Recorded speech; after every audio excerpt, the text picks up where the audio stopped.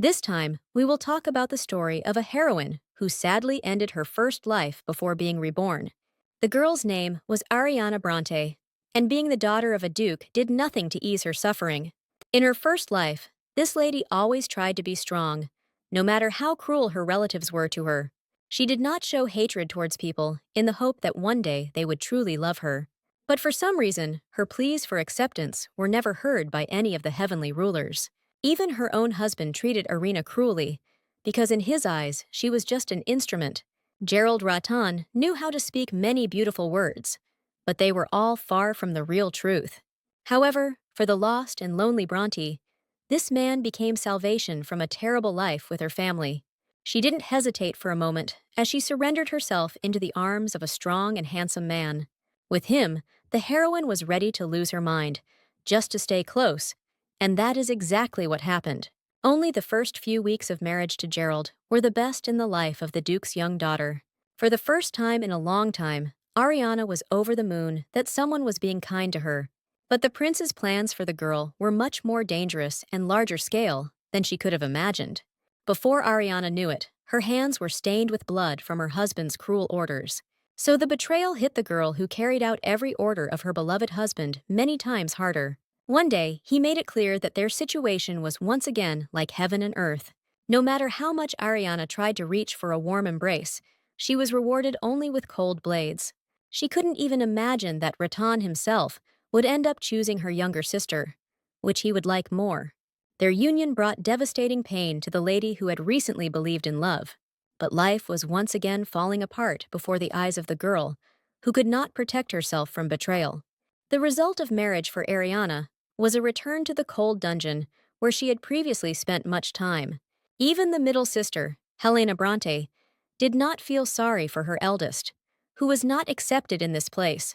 Until her death, the heroine was never able to understand why everyone around her hated her so much. For some reason, every single person in the Bronte estate was unable to resist making nasty comments towards Ariana, and it had been like this since childhood, as if someone had cursed the little girl, and now she was responsible for it. In those moments, the heroine desperately clung to any contact with her mother, even if it brought her pain. Only now did she realize that all this time she had been senselessly running after the woman, that she had not wanted to look at her. Rachel had other daughters, so she allowed the eldest, who was from a man she didn't love, to be neglected. So, as soon as the girl grew up, her mother decided to marry her off for her own benefit. At that time, Ariana didn't know that her every action was carefully planned by the cruel Rachel, and no man was ready to sincerely love a girl who was not respected by anyone in the estate. While the lady forgot everything at the sight of the outstretched hand, as she hoped to feel love, but society remained deaf to Irina's pitiful eyes, and she spent her time alone. In her entire life, instead of beatings and bullying, the lady never once felt human warmth. This is what caused the most pain to Ariana, who did nothing bad to her family. However, even Helena did not feel sorry for her older sister, and her eyes reflected the desire to see death. Only towards the end of her life did the heroine realize that, for everyone, she had always remained an empty and worthless person. That is why the sister sent her elder sister to her death with such ease, because after that she would live happier. The noose that was hung for Ariana in the dungeon had actually been tightened around her neck since childhood. But the girl stubbornly refused to accept the reality in which no one needed her. The heroine had no other choice but to follow the cruel fate that her family had chosen for her. At that moment, all the girl's thoughts were filled with a burning desire to find a place for all the pain. But no amount of suffering on Ariana's face could move Helena, who wanted to see her relative's death, to pity her. The Duke of Bronte's second daughter has long been rotten from the inside, just like the rest of the family on the estate. So Helena personally sent Ariana to the next world, hoping that she would never hear from her again. At that moment, the heroine prayed to all the gods for a rebirth in which she would no longer have to suffer. What the lady feared most was to feel the pain of a broken heart and lack of love again. She no longer wanted to love and be loved, as her entire consciousness was filled only with revenge.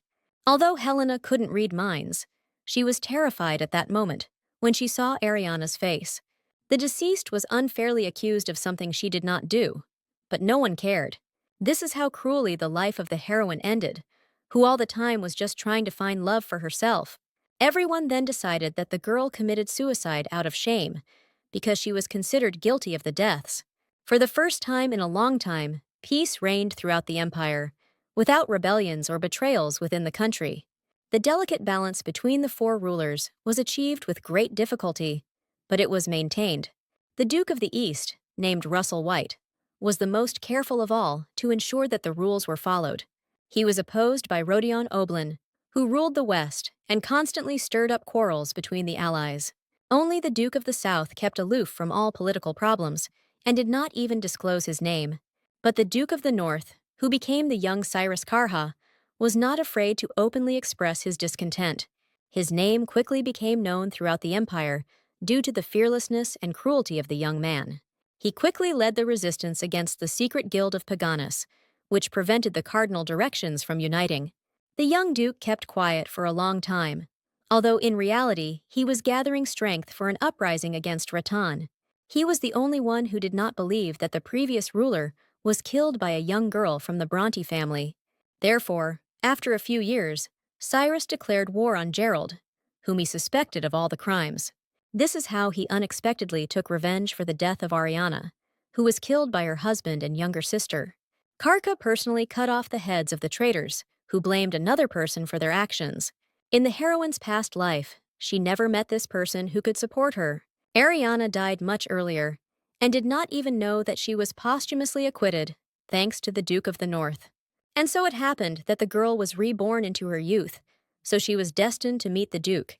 The guy didn't yet know what future awaited him, but for some reason, he became interested in the blue-haired lady. As soon as the girl opened her eyes after waking up, she couldn't believe what was happening around her. For a long time, Ariana was unable to understand why she remained alive, and even returned to the past. She clearly remembered how she committed suicide under pressure from her sister and remained in a cold dungeon. But now the lady found herself in the past, when she had not yet met Gerald, who had so cruelly destroyed her, and no one around noticed the changes, except the girl herself, who was wary of the family. She has been closely monitoring her relatives for the past few days, trying to come to her senses. The middle sister Helena had not changed a bit, and still hoped for the attention of the Duke of the North. And the younger sister Vittoria paid attention only to her own beauty and status in society. Everything in their lives was calm and peaceful, and they did not even suspect that the future could change. All because Ariana did not intend to relive those terrible events that led to her death. She remembered well how much effort her sisters had put into making her suffer.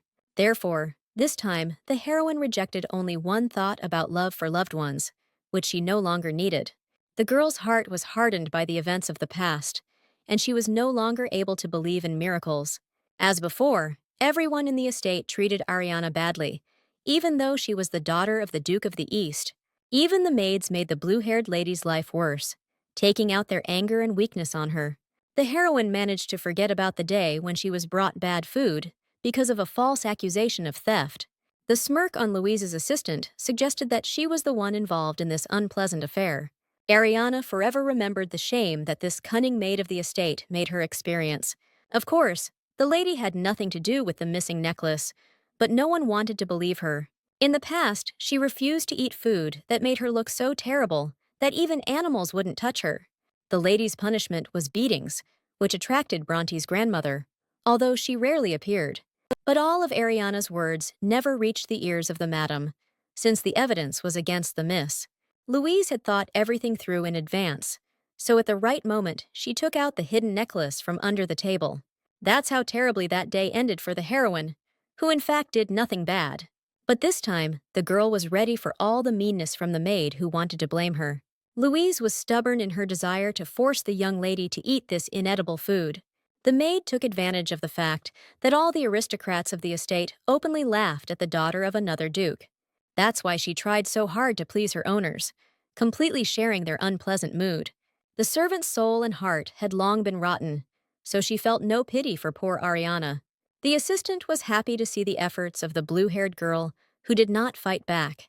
Usually, servants were not allowed to offend those who were higher in status, but in this case, Louise should not be punished. Only this time, the heroine's eyes did not go out, as the fire of hatred inside her was much stronger. She saw that even the clothes on this servant were much better than those that were brought to her. But the assistant did not leave the lady any chance to rest, as she increasingly enjoyed mocking her. Louise quickly got into the swing of things when she noticed that Ariana, for some reason, didn't even try to resist. But the Duke's daughter's gaze remained just as determined, which frightened the maid. The heroine felt power in this situation, despite the fact that she was the one being beaten the whole time. But the girl had a plan, so she took all the beatings so calmly in order to achieve more. Ariana understood perfectly well that she could not openly confront her offenders. So, although Louise clearly noticed the change in her behavior, the lady herself maintained a calm face. The assistant really did begin to think that someone else had appeared in the place of the blue-haired lady. Before she could formulate this thought, Ariana suddenly doubled over as if she was in pain. Miss had not allowed herself to show weakness before, but now there was no other way. She quickly brought the assistant, who expected fortitude and tolerance from the Duke's daughter, to panic. What the maid feared most was that she would now be left with the guilt for the lady's condition on her conscience. Louise was selfish enough not to want such an end for herself in the estate, so she ran for help, not even noticing that Ariana was just pretending to be sick. None of the girls knew that the Duke of the North and his assistant had been watching them all this time. Isaac Perrine was especially sympathetic to Ariana, as he felt she did not deserve such treatment. But Cyrus did not share his friend's opinion, since it was this girl's father who could be responsible for the death of his parents. But that story was never proven, so the guy silently accumulated hatred inside himself. No matter how much Karha denied his interest, he became curious about this blue-haired lady. This is how the heroine attracted the attention of an important person, although she only wanted to protect herself. Her awakening was not easy, since the girl was partly not faking her ill condition. Ariana immediately noticed the changes that had happened to her, because before they had not called a doctor for her. All the relatives, headed by Kilra Bronte, who was the grandmother, gathered in the ladies' room. But only the maids allowed themselves to whisper anxiously at the sight of Ariana's condition. The doctor did everything he could, but it was not in his power to completely cure the Duke's exhausted daughter. Previously, the grandmother had no idea that her granddaughter was feeling so ill. Of course, Rachel didn't want to take responsibility, even though she personally humiliated her daughter all this time. Ariana understood that now was her only chance to prove her innocence to everyone. Rachel had a lot of experience in lying and eloquence, so she could talk anyone into talking. Unfortunately, Killier had rarely visited the estate lately, so she didn't know about the attitude towards Ariana. Madame didn't like what she saw, but she couldn't even imagine how things really were. So the heroine didn't wait any longer, because it was important for her to justify herself in the eyes of her grandmother. No one expected the blue-haired lady to talk again about not stealing anything, but Rachel was afraid of being disgraced in front of Killier, so she didn't want her daughter to speak. Louise knew best about what was happening, having personally stolen the necklace to frame Ariana. The heroine was well aware of the punishment that hung over her, so she tried to avoid injustice. For the first time in a long time, her words made her grandmother think that something was going on in the estate. She had noticed something similar before due to the behavior of the maids, but she tried not to pay attention to anything. But now, Killier's status obliged him to look into the theft situation in order to find the culprit. Unbeknownst to the others, Ariana made every effort to point out the carefree Louise next to her. The assistant had never before encountered the Duke's timid daughter displaying so much courage, but the heroine was no longer the quiet girl she once was. She had learned to weave intrigues for the sake of survival. So all eyes were on Louise, who was sure that the lady would not be able to prove anything. But the maid's courage began to fade before her eyes when the other assistants began to search her. Although Louise was sure that the girls would not be able to find anything, her heart sank treacherously. She had no idea that the stolen necklace had been in her apron pocket all this time. The maid clearly remembered how she hid the jewelry in another place, which is why she remained so careless. This is how the heroine managed to take revenge on her assistant, who had been taking out her anger on her all this time. Now, no one will believe the maid who accused another man of stealing a precious piece of jewelry. What angered Killier most were the servants who could not perform their duties well. Louise had no choice but to turn to the lady who could save her. The last thing Rachel expected was to find herself in this situation because of Ariana, whom she didn't love. The worst thing was that Madame couldn't throw out the maid. Otherwise, rumors would spread. She knew that her daughter Helena would then be to blame for everything, which turned Louise against her older sister. So in this situation, the woman could only beg her mother-in-law to soften the punishment. The heroine had already heard that in the past, Rachel had repeatedly begged Kiliera to marry her son. But the madam was adamant, as she did not like the status of the future bride to be too high. So in the end, Rachel suffered a cruel defeat, never getting a place in Jacob's heart. Under pressure from her father, she was forced to sell herself to Russell White, who had skillfully ruled the eastern lands for a long time. But after Ariana was born, the first thing the woman did was run back to the Bronte family. In her past life, the heroine constantly prayed for love, just like her beautiful mother. But now all the mother's words seemed strange to the lady, because she no longer sought love. The terrible events of her past life hardened the heart of the heroine, who wanted to take revenge on everyone. Just like last time, the Duke of the North and his assistant again quietly watched what was happening in the estate. Both guys were impressed by how well Ariana was able to stand up for herself in a difficult situation. What bothered Kiris most was that the girl's eyes revealed that she was an experienced and cruel person. So the more Karha watched this lady, the more he wanted to meet her in person. But they arrived on the mansion's territory secretly, so their presence could not be revealed. So it was not surprising that Isaac did not approve of the master's desire to quietly enter the estate. But when the Duke of the North made a decision, it was useless to try to dissuade him. That night, it wasn't only the handsome intruder from the north who was quietly creeping through the dark corridors of the estate. Ariana took advantage of the quiet of the night and crept cautiously into the empty kitchen in the separate wing. She still hadn't been fed properly, but the girl wasn't going to starve in this life either. The heroine had no idea why she had previously been so afraid of punishment from her relatives. Now she has taken her life into her own hands, no longer expecting love and support from anyone in the estate. Only such nighttime snacks saved the lady from exhaustion, because no one cared about her. But the Duke's daughter didn't expect that, this time, she wouldn't be able to enjoy her meal in peace. As soon as the lady began to eat, she heard an unfamiliar male voice, although she did not notice the steps. Panic overwhelmed the heroine, as she couldn't be seen in the kitchen at night.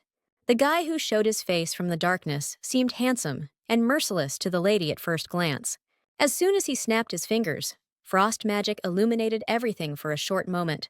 So Ariana had no doubt that the real Duke of the North appeared before her. But the girl had no idea why this guy had followed her into the kitchen in the first place. A couple of minutes before this fateful meeting, the lady was just thinking about her future and past.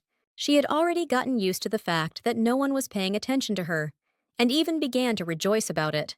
Most of all, the lady was afraid that her mother would sell her again to an aristocrat and use her. Rachel had long been making plans for her eldest daughter's marriage, as she wanted to strengthen her influence. But this time, Ariana planned to escape from the estate before her mother married her off. She did not want to experience again the terrible abuse that had already begun at the estate. That is why she needed the power of the Duke of the East so much, even though he did not interfere in his daughter's upbringing. But only he could help the girl escape, and this time the lady was going to cling to even such hope. This man always seemed cold and unfeeling to Ariana, so she was afraid of him. In the past, they saw each other only once, and even then, they couldn't even talk to each other. Then the heroine really wanted to get closer to Russell, but quickly realized that it was not worth doing. White's expression made it clear to the lady that he felt nothing but hatred towards her. But the lady did not hope for anything else, because she did not believe that anyone would love her. There was a constant, silent political war going on between the dukes of the cardinal directions, so it was not surprising that White did not speak to his daughter, who lived on someone else's property. Since ancient times, there have been betrayals and deceptions between the dukes of the cardinal directions with the help of subordinates. Therefore, Ariana hoped that her father would accept her if she brought him the enemy's weaknesses. She wanted to get a confession from Russell so that no one could touch her again. Until then, the lady needed to remain quiet in order to survive and get to her father.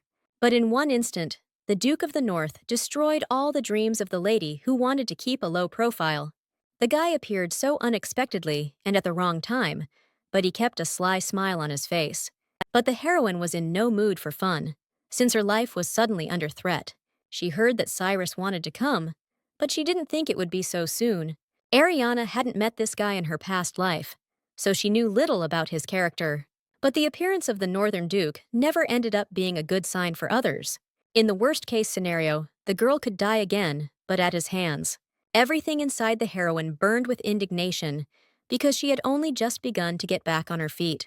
Rage and irritation drowned out the fear that arose in all people when meeting Cyrus. Karhi's face reflected genuine surprise, as for the first time, he was not shown any panic. The guy didn't expect that this quiet lady, who was being bullied, would speak to him so confidently. His beauty was unmistakable, so the stranger's identity became obvious to the heroine. What bothered Ariana most was that she didn't know the motives of the strange Duke of the North. No matter how hard the girl tried to maintain an outward defense, inside she was clenched with anxiety. While Cyrus remained just as calm and unperturbed in this situation, it was most advantageous for the lady to pretend that they had not actually met that night. But it was precisely this desire that the heroine only further attracted the attention of the curious Duke. Karka was used to girls either being afraid of him or trying their best to please him. But Ariana tried to move away, as the guy's eyes were drawing her into a bottomless abyss. Their bright red color reminded the heroine of the endless sea of blood that remained after the battles. She looked at her reflection in the water with horror, because she did not want such a cruel life. Miss could not even imagine what the Duke, whose eyes held such madness, had to endure. This state captivated the heroine so much that she didn't even notice how she reached out to the guy with her hands. The awakening was abrupt and unpleasant, as Cyrus took decisive action. Young Ariana amused the young Duke more and more with her strange behavior. Although the girl only dreamed of never talking to such a dangerous man again, the heroine's head was constantly filled with the thought that Karka could deal with her at any moment. But this time, the Duke pulled the lady towards him not at all, because he wanted to harm her. It so happened that on this very night, the maids were sent to the kitchen to fetch food for Helena. The assistants had clearly only recently gotten out of bed due to the whims of their beloved daughter, Rachel.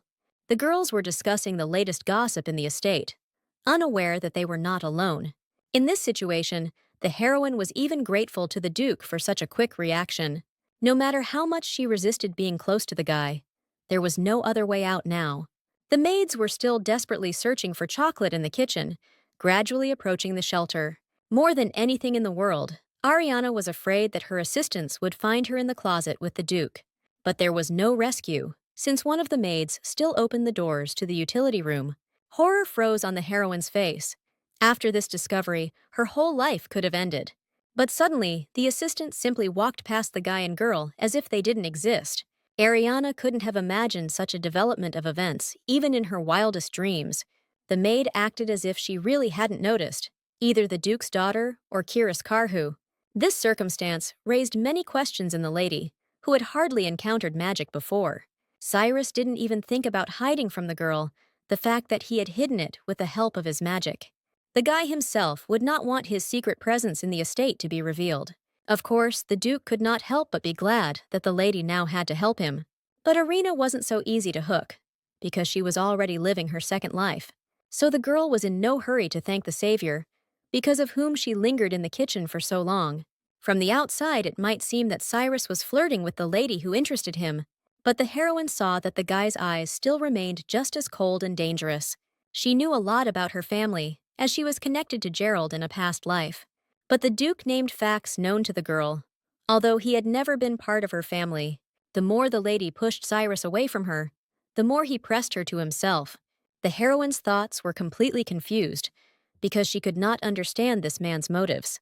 When he told her details about the Bronte family, Ariana tried to look surprised. But in fact, from her past life, the lady knew all the details about her mother's life. Rachel became pregnant too early for the second time, which enraged her father. But the woman had enough courage to fight for the life of the child she was going to love. But the Duke of the West, as an act of revenge, married off his daughter, forcing her to forget about the child. This is how Helena found herself among the common people, although her mother planned to take her away in the future. Rachel had been forced to bow her head all her life, which is why she had so much hatred left inside her. The only thing that brought her relief was her beloved husband, with whom she wanted to be from the very beginning. During the marriage, a third daughter was conceived, who was later named Vittoria Bronte. While Helena suffered from poverty for a long time, until her mother dared to take her away. All of this was a Bronte family secret, so the Duke was not allowed to know such details. The heroine had a hard time pretending that she was hearing this whole story of her family for the first time in her life. She was not allowed to get close to the Duke of the North, who remained an obscure figure in history. But for some reason, Cyrus did not want to let this lady go, although he usually did not show interest in girls. All his attention was captured by the blue-haired Ariana, who stubbornly tried to stay away. All attempts to get closer were met with hostility by the heroine, because she did not even recognize her name. This only made the girl remind Cyrus more of the beast that was trapped and resisting. The desire to remain free was above all caution when dealing with the Duke of the North. So in the lady's eyes, the guy saw ice, which was so familiar to him from childhood. Ariana's face never left Karhi's mind, even as he carefully left the estate. For the first time in a long time, his entire consciousness was clouded by thoughts of another person. Of course, the faithful assistant did not miss the fact that the master had used magic in the estate. Isaac thought that the Duke would be much more careful in acting on enemy territory. And in the end, Cyrus almost revealed his presence due to his communication with the lady. But Karka did not regret his actions, since at that moment he could not act differently. Communication with Ariana proved to him that this girl could be useful in their search. For the first time in his life, Perenu found the Duke's train of thought so incomprehensible that it frightened him. The boy would have preferred that the master simply use torture, as they always did. But Cyrus was sure that Ariana could not be broken by brute force, since she was not afraid of him. Isaac's greatest fear was that the Duke would accidentally become attached to the daughter of their longtime enemy. But at the moment, Karha was capable of easily killing Ariana if she began to interfere.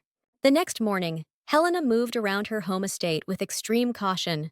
But her secrecy was not enough, as the younger sister still found the middle one. Vittoria always had a sweet smile, behind which hid cunning and deceit. And now the girl pretended to sympathize with Helena, who had recently suffered from her mother. But her beautiful appearance this time did not soften the anger of her sister, who was found guilty. It was Vittoria who suggested bringing Ariana some scraps, but she was not accused of anything. That's why Helena was full of resentment towards her sister, although they had always communicated amicably before. The youngest Bronte daughter was lucky, because the middle one could not stay offended for long, no matter how much pain she suffered. The sisters blamed all their failures on Ariana, whom their mother had brought from the East for some reason. That is why the girls stuck together as representatives of the Western side. While Helena personally would like to get closer to the mysterious Duke of the North, she worked hard to find a portrait of the boy she was in love with. The middle daughter dreamed of the day when she would meet this powerful ruler in person. She had heard that the Duke of the North had promised to come, and she was looking forward to it. Vittoria did not share her sister's love, but she did not laugh at her for such feelings either. All her thoughts were filled with dreams of the banquet that would follow upon Cyrus's arrival in their domain. While Helena didn't care what would happen after the Duke of the North arrived, it was clear to the girls that the moment of yet another disgrace would come for their older sister at the banquet. All because Vittoria had no intention of sharing her beautiful outfits with Ariana. But this reluctance gave Helena the idea of how to make her older sister's life even worse. While the heroine had no idea that the sisters were planning another dirty trick, she thought only about Kark, who had disappeared as suddenly as he had appeared before her. The lady never managed to figure out what exactly this dangerous guy wanted on their territory. Ariana was used to the fact that the future was known to her. But the Duke ruined all her plans. She remembered that in a couple of days, there would be a grand banquet celebration event. This is all because Helena will soon be introduced to society as one of the aristocrats of society. For this reason, the heroine had to take measures to avoid another disgrace. She even dared to leave the room, although her mother strictly forbade her to do so. Ariana knew she had little time, as Helena was already busy preparing for the event. The blue-haired lady did not want her first public appearance to take place on that particular day. She relished every moment of freedom she could win from her cruel family. Such walks at least somewhat eased the heroine's condition, as she was tired of sitting locked up. Only this time, the girl was unable to keep her wanderings around the estate a secret. The maids were too quick to inform Rachel that Ariana had left the room. The woman was furious that the young lady had never learned to obey her. She was ready to torment her unloved daughter day and night, just to achieve obedience. In a past life, the heroine would have calmly endured all the insults from her mother, whose love she was trying to earn. But now Ariana's eyes were shining with the fire of defiance, because she did not bow her head before her mother. This only made the woman even more angry, as she would have preferred to kill the girl if it weren't for the chance to make money off of her. Everything about Ariana's face reminded Rachel of the Duke of the East, whom she hated most of all. Therefore, Madame would never have been able to show her daughter even a drop of love and understanding. All the plaintive words of the daughter only caused more anger and fury inside Bronte's wife. This was not the first time the heroine had suffered such beatings, so she was physically prepared for them. The girl decided for herself that she would never again try to win her mother's love. After numerous beatings, Ariana did not believe that anyone in the family could become close to her. It was all because she was too much like her father, whom Rachel never loved. The woman brought her daughter with her many years ago, only because the Duke of the West himself ordered her to do so. So now she couldn't look at the lady she wanted to send away as quickly as possible without hatred. But at that moment, the torture was stopped by a sudden change in the weather, which broke out into hail. Rachel was afraid for her appearance, because she had to receive people from high society. So she quickly fled to the estate, but left her daughter outside to freeze in the hail. Even without her mother's order, the heroine had no desire to follow her into the room. What Ariana didn't expect was the appearance of a man who suddenly came to her aid. It so happened that the Duke of the North was nearby and could not silently watch the beating. In fact, with her actions, the heroine tested her mother's humanity for the last time. And now she was finally convinced that she shouldn't have reached out to this woman. Just when the lady was thinking that she would use any chance to save herself, the Duke appeared. The girl had no doubt that it was Cyrus who had spoiled the weather with his magic. In this whole situation, the guy was only interested in why Ariana was provoking her mother. He was becoming increasingly fascinated by the strange behavior of the girl, who did not show fear in front of him. So the guy couldn't let go of the lady, who was already heading towards the estate. The heroine froze in place when she heard that the Duke could not think of what to call her. She didn't expect Cyrus to follow the rules that had been laid down recently so closely. Ariana remembered well the moment when she lost her temper, and therefore asked not to be identified by her status. Apparently, her facial expression then told Karha that it was better not to argue in such situations. However, this did not stop the Duke from wanting to give unnecessary advice to his friend. In the end, Ariana had to let the guy call her by her first name, just to get him to leave her alone. The lady could not have imagined that the young man's face would light up with a pleasant smile after her words. No matter how stony the heroine's heart was, she was unable to ignore such beauty. So the lady's heart sank treacherously, although she tried to hide her emotions. It turned out that the guy wanted to talk about the girl's facial expression all this time. Cyrus clearly saw in Ariana's eyes the desire for revenge and killing, even though she tried to appear nice. The heroine had no idea that all this time she had been frightening everyone around her with her internal struggle. This little piece of advice was very useful for survival, because Miss could give herself away. But even after help from Cyrus, the lady did not plan to show trust in him. So this time, she managed to quickly run away from the guy who wanted to continue the conversation. The Duke understood that his approach to the estate was dangerous, so he remained where he was. As usual, the assistant appeared nearby to remind the gentleman of his wrong actions. They both agreed that Ariana seemed too mature for her young age. Meanwhile, the heroine once again examined her face more closely, which she had not looked after before. The girl completely forgot that she was not allowed to show any changes inside outwardly, so from now on, the lady had to constantly smile at everyone around her, as she had done before. Gradually, Miss improved her acting skills, but she was far from the skills of her relatives. Vittoria was the best at pretending to be a nice girl when she was communicating with the unloved Ariana. And this time, upon seeing her older sister, the lady beamed with a joyful smile, as if she had been waiting for her. In her past life, the heroine believed that Vittoria was always on her side in this family, Too late, Ariana realized that it was actually this girl who was ruining her life. The youngest daughter of the Bronte family possessed incredible charm, which she used so skillfully. That is why she was also to blame for her sister's death, although she did not regret what happened at that moment. Her feigned participation poisoned the heroine's life every time, but she had not noticed it before. Only now has Ariana gained the sense not to show her sister her true emotions. But it turned out that Vittoria was much more observant than the heroine remembered her to be. The girl didn't expect that her sister would notice the unnaturalness in her behavior so quickly. The only thing that saved the lady was that there had been recent events that would have made anyone nervous. So the younger one only tried once again to calm the older one in order to bind her to herself. But this time, Ariana clearly felt like she was the one in charge in this relationship. In her past life, the heroine always obeyed Vittoria, considering her almost a goddess. Although they grew up on the same estate, the difference between the girls was noticeable to the naked eye. But now Ariana had every opportunity to take revenge on her naive younger sister. Until Vittoria gained experience, the lady had to play the role of an obedient sister next to her. The heroine remembered well that she should not have listened to Vittoria's advice about etiquette.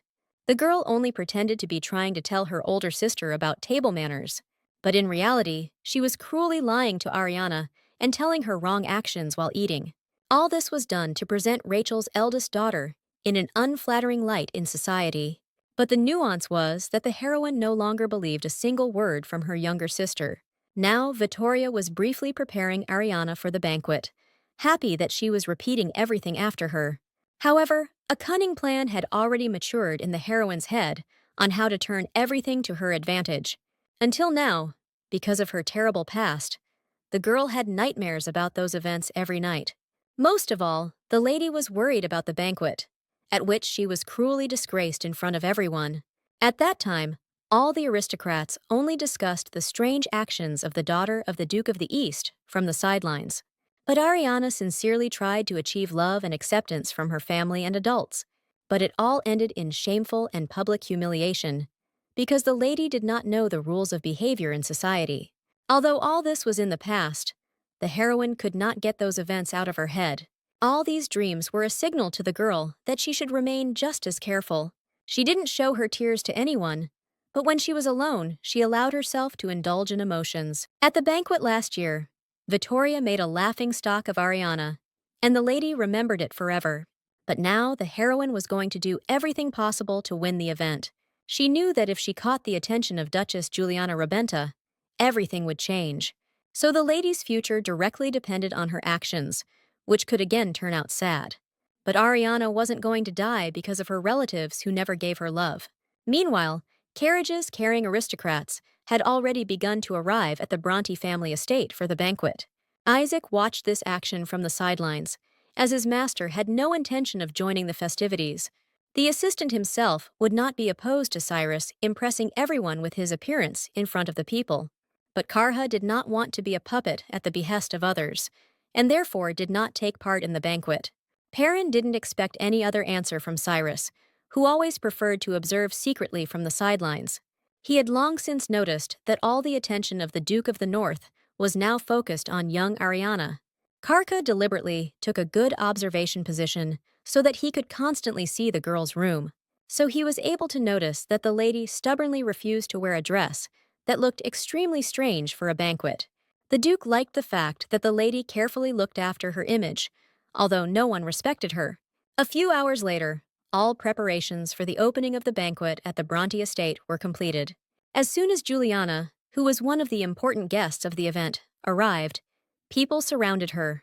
Rachel had been waiting for a long time for an opportunity to get at least a little closer to this woman.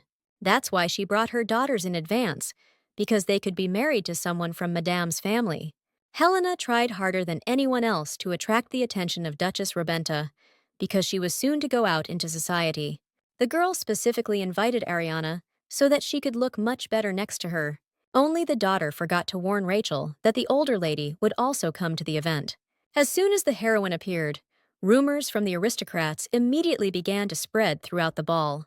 The whole point was that Ariana managed to maintain dignity in her look, despite wearing an awful dress. The lady didn't even think about being embarrassed about her appearance, because she wanted to show everyone what her relatives had driven her to. That's why Ariana had a bright smile on her face, because this time she didn't forget to control her emotions. Rachel was instantly furious at the sight of her eldest daughter, who was dressed up like that for the banquet. She realized that it was already too late to hide the girl from prying eyes. The hardest part of this situation for Rachel was having to keep up a mask of emotion. Bronte's wife wasn't the only one shocked by Ariana's appearance at the event. Vittoria was confident that the eldest would wear the very dress that she had prepared for her in advance. In the end, the girl could not be considered a laughingstock because she evoked pity in everyone around her. Bronte's youngest daughter knew she urgently needed to get Ariana out of the banquet hall. But Helena decided to take advantage of her ugly sister to look good in comparison. This behavior of the sister only played into the heroine's hands, which attracted a lot of attention from the outside. The aristocrats watched in horror as the only girl wore such a dress. No matter how hard Rachel tried, she couldn't hint at getting her daughter out of the banquet hall. The heroine pretended not to understand anything and continued to show the injuries from the beatings. These terrible bruises did not hide from the eyes of Rebenta, who did not forgive such behavior. Vittoria quickly noticed that her mother needed help in covering up the abuse of her sister. She knew how to play brilliantly in public, touching everyone with her innocence and beauty. But this time, Ariana easily got around her sister, as she knew in advance about all the words of her relatives. This is how the heroine achieved the fact that now all the aristocrats thought only about her condition, and the family could do nothing about the condemnation that poured down on them from the outside. Ariana wasn't afraid of losing her reputation, which is why she acted so boldly at that moment. In the end, the girl's plan was crowned with success, because the aristocrats turned against Bronte. None of the banquet hosts expected that they would be blamed for the Duke's daughter's condition, while the heroine didn't even need to pretend to be weak, because she was truly hungry. People from high society were so kind that they could not ignore the hungry miss. This is how Helena remained out of the spotlight, even though this event was meant for her. Everything inside the girl was seething with anger, because everyone began to think only about Ariana. The middle daughter was sure that her beauty would outshine everyone at this banquet. But this did not happen. According to Vittoria's plan, Ariana was to become a laughingstock for the aristocrats around her. And in the end, the fair-haired lady had to watch as her rival was praised from all sides. Vittoria was most frightened when she noticed that Ariana was suddenly offered tea with concern. Only she knew that now the girl would attract even more attention from the aristocrats. People were indeed surprised by the loud way in which the lady drank her tea. None of them expected that the manners of the Duke's eldest daughter would be so terrible. While the heroine successfully made a surprised face, because Vittoria showed her this method, Bronte's youngest daughter realized too late that all the blame would now be shifted onto her. This is how skillfully Ariana dealt with all the stupid ridicule her younger sister made towards her. People refused to believe until the very end that the blue-haired lady had been treated so badly. Only the Duchess, who was the most important guest at the banquet, could prevent all the gossip. It was her words that Rachel was afraid of, because she understood that there was a big difference in status between them. After everything he saw, Rebenta had an extremely bad impression of the Bronte family. It was this kind of disapproval that Rachel, who was used to begging for approval, feared most in life. From now on, the Duchess had no trust in the woman who had brought her daughter to such a state. That's how easily Rachel lost the opportunity to become closer to Rebenta, which she had been betting so much on. This situation hit hard the woman, who always strived for a higher status. But now such a thing was impossible, since Rebenta had turned away from her forever. Instead, all of Madame's attention was focused on the heroine, which is what the lady had originally wanted. Juliana has always tried to support young girls who found themselves in difficult situations, so she invited Ariana to her banquet in the hope that the family would take this lady in.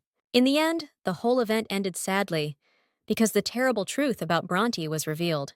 The heroine was not surprised when they once again took physical revenge on her for all the humiliation at the banquet. Although the lady had suffered greatly, she no longer felt any fear of her foolish relatives. Now her mother was tied hand and foot, because the Duchess supported only Ariana. But before, the lady was afraid that if she told the truth about her family, no one would believe her. However, it all ended with the destruction of Bronte's reputation, because everyone sympathized with the heroine. So Ariana once again wondered why she needed the love of such a family at all.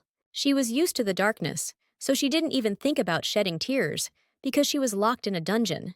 But what came as a surprise to the lady was that she heard a familiar voice outside the bars. For the young Duke of the North, there was no place he could not easily reach. What the boy couldn't understand was why Rachel was so desperate to destroy her daughter. Ariana's answer was extremely calm, because she believed that she was simply unlucky to be born into such a family. Karka was deeply shocked by the logic of the girl, who didn't even try to improve relations with her family. This circumstance once again proved to the guy how special the girl could be considered. From the outside, he could clearly see how wary she remained at that moment. The Duke still couldn't understand where this young lady's anxiety and fear of people came from. It always seemed to him that all aristocrats were well brought up from childhood. But for such a young girl, Ariana thought too much about how to change her future. This is what reminded Cyrus of himself, because once upon a time, the guy had to survive in spite of everyone.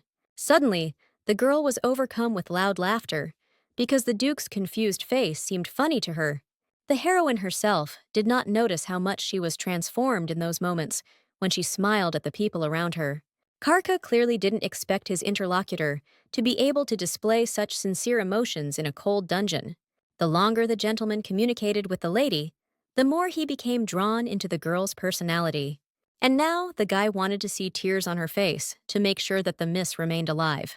It was no problem for Ariana to fulfill such a strange request, because the Duke often helped her out. In this life, she quickly learned to play with emotions, so she could portray anything. This trait surprised Cyrus the most, although he had long been accustomed to the insincerity of the people around him. The guy still planned to find the information he needed with Ariana's help, even though he didn't trust her. Therefore, the girl was at a loss as to what the Duke of the North really wanted from her. The fact that the lady didn't show fear on her face made Karhu feel sympathy for her. The only thing that was hard for Ariana to cope with was hunger, which the guy eventually figured out. For the first time, the heroine was glad that it was dark in the dungeon, and the Duke could not see her red face. She was confident that she would survive even such a difficult test, because she had reasons to survive. No matter how much Cyrus wanted to help the girl, he was powerless when she herself pushed away his help. Ariana was so used to relying only on herself that she did not believe the words of the caring Duke of the North. And so the lady was left all alone in the middle of a cold dungeon, which she had already experienced before. In part, the heroine was even glad of such solitude, because the actions of young Kirus were stressing her out. The only thing that made the lady happy was that the guy was clearly not on Rachel's side, so he could help her in the future. Ariana was afraid that her path would once again collide with the guy who sent her on difficult missions. In such a situation, the girl will be powerless, because she will try to do everything to survive. That's why the girl didn't trust anyone around her, since only she could be responsible for her life. The heroine was afraid more than anything in the world of trusting the wrong person and ultimately dying again. So she was going to complete her difficult journey on her own, no matter how difficult it might be. But the lady did not know that Cyrus continued to secretly watch her from the side. After talking with the lady, the guy became completely convinced that she was going to escape from the estate. Her face reminded him of a person who had long been hardened in numerous battles. Previously, the Duke of the North was interested in this girl only because she was one of his enemies. Ariana has been a link between the Dukes of the East and the West since childhood. Cyrus had hoped for the lady's high status, but it turned out that everyone was just using her. And only the girl's eyes said that this would not continue for the rest of her life. So Karha still wondered who the Duke's young daughter's revenge was aimed at. It hurt him to realize that Ariana reminded him so much of himself in the past. Many years ago, one of the Dukes treated a boy cruelly, killing his entire family. Cyrus survived only because he was able to hide in the cold winter forest at that moment. At that moment, pain was tearing him apart from the inside. But the boy was not going to give himself up to the enemy. His whole body begged for mercy, but the child remained determined to save himself and escape. It was then that he saw his gaze, which was filled with hatred and defiance. And Ariana's eyes reminded the Duke of himself at the time when his loved ones were brutally killed. In all the world, no one could understand the feelings of a heroine betrayed by people better than Kirus. Although the guy didn't know the whole truth about the girl, he saw that there was something serious hidden behind her emotions. So he was interested in staying close to Ariana to follow her development. No one could tell the Duke of the North what to do if he had a plan. He understood perfectly well that the blue-haired lady was too unstable an element. In any other situation, Cyrus would have definitely destroyed such a problematic person. But for some reason, he didn't want to harm the girl who had managed to interest him. The Duke had not yet realized how valuable the lady was to him, but it was only a matter of time. Meanwhile, at the estate, Vittoria was venting her anger on the poor maids. The assistants were punished because they were unable to fulfill all the demands of the young lady. And as a result, Vittoria saw with her own eyes how Ariana secretly laughed at her. But the worst thing was that even Helena blamed her younger sister for everything, that she had disgraced her. But the blonde always tried to do everything to make sure that people around her only said good things about her. Their quarrel immediately attracted the attention of Rachel, who hated noise in the estate. The woman did not approve of such behavior between sisters, who were supposed to be role models. Vittoria hoped that at least her own mother would take her side in this sad situation. But Rachel's gaze was full of coldness towards her daughter, who was not the most beloved. For the first time in her life, the girl felt lonely, as her mother turned away from her. This hit the fair-haired lady the hardest, as she had too high an opinion of herself. Vittoria couldn't find an answer to the question of why Rachel loved Helena so much. She was afraid that in her mother's eyes, Ariana would take the place of the youngest daughter in the future. And then the same cold dungeon where her older sister sat will await the fair-haired lady. This future was so hateful to Vittoria that furious emotions tore her apart from within. She could barely stand on her feet, and only her strength of spirit allowed her not to fall in front of the maids. The lady was finally convinced that Ariana was the cause of all her troubles. Vittoria noticed that her sister had changed, but she still couldn't find an explanation for it. This is because few people could imagine that the heroine was living her second life. So the girl began to be much more careful about what was happening within the dungeon. She heard clearly how two maids were punished because they did not obey Vittoria. No matter how much the assistants begged for forgiveness, all their words were drowned out by the cruelty of Rachel's daughter. So the girls had to share the fate of the heroine, who was sitting in prison more than once. Ariana remembered that in the past, Vittoria had even been kind to the maids in order to maintain her status. But now the pressure was too much for the young lady, who found herself at fault for everything. It was a small victory for the blue-haired miss, even though she was in a bad position. She heard the sobs of the maids, but at least they were not completely alone in the dungeon. While it was much more difficult for the heroine to maintain body heat in such cold, in her past life, the girl constantly had dreams about her own father coming to pick her up. He would suddenly burst into the dungeon for his tired daughter, promising to take her with him. The lady's heart sank with joy every time, because she missed the warmth and care so much. So Ariana was completely immersed in an illusion that was never actually destined to come true. And this time, in her dream, the heroine firmly rejected the love that the Duke of the East offered her. The lady no longer wanted to believe that somewhere in another part of the empire, someone had been waiting for her for a long time. So the father's face crumbled to dust before the girl who did not believe in his confessions and pleas. Ariana has long since realized that only she can save her future from a sad end.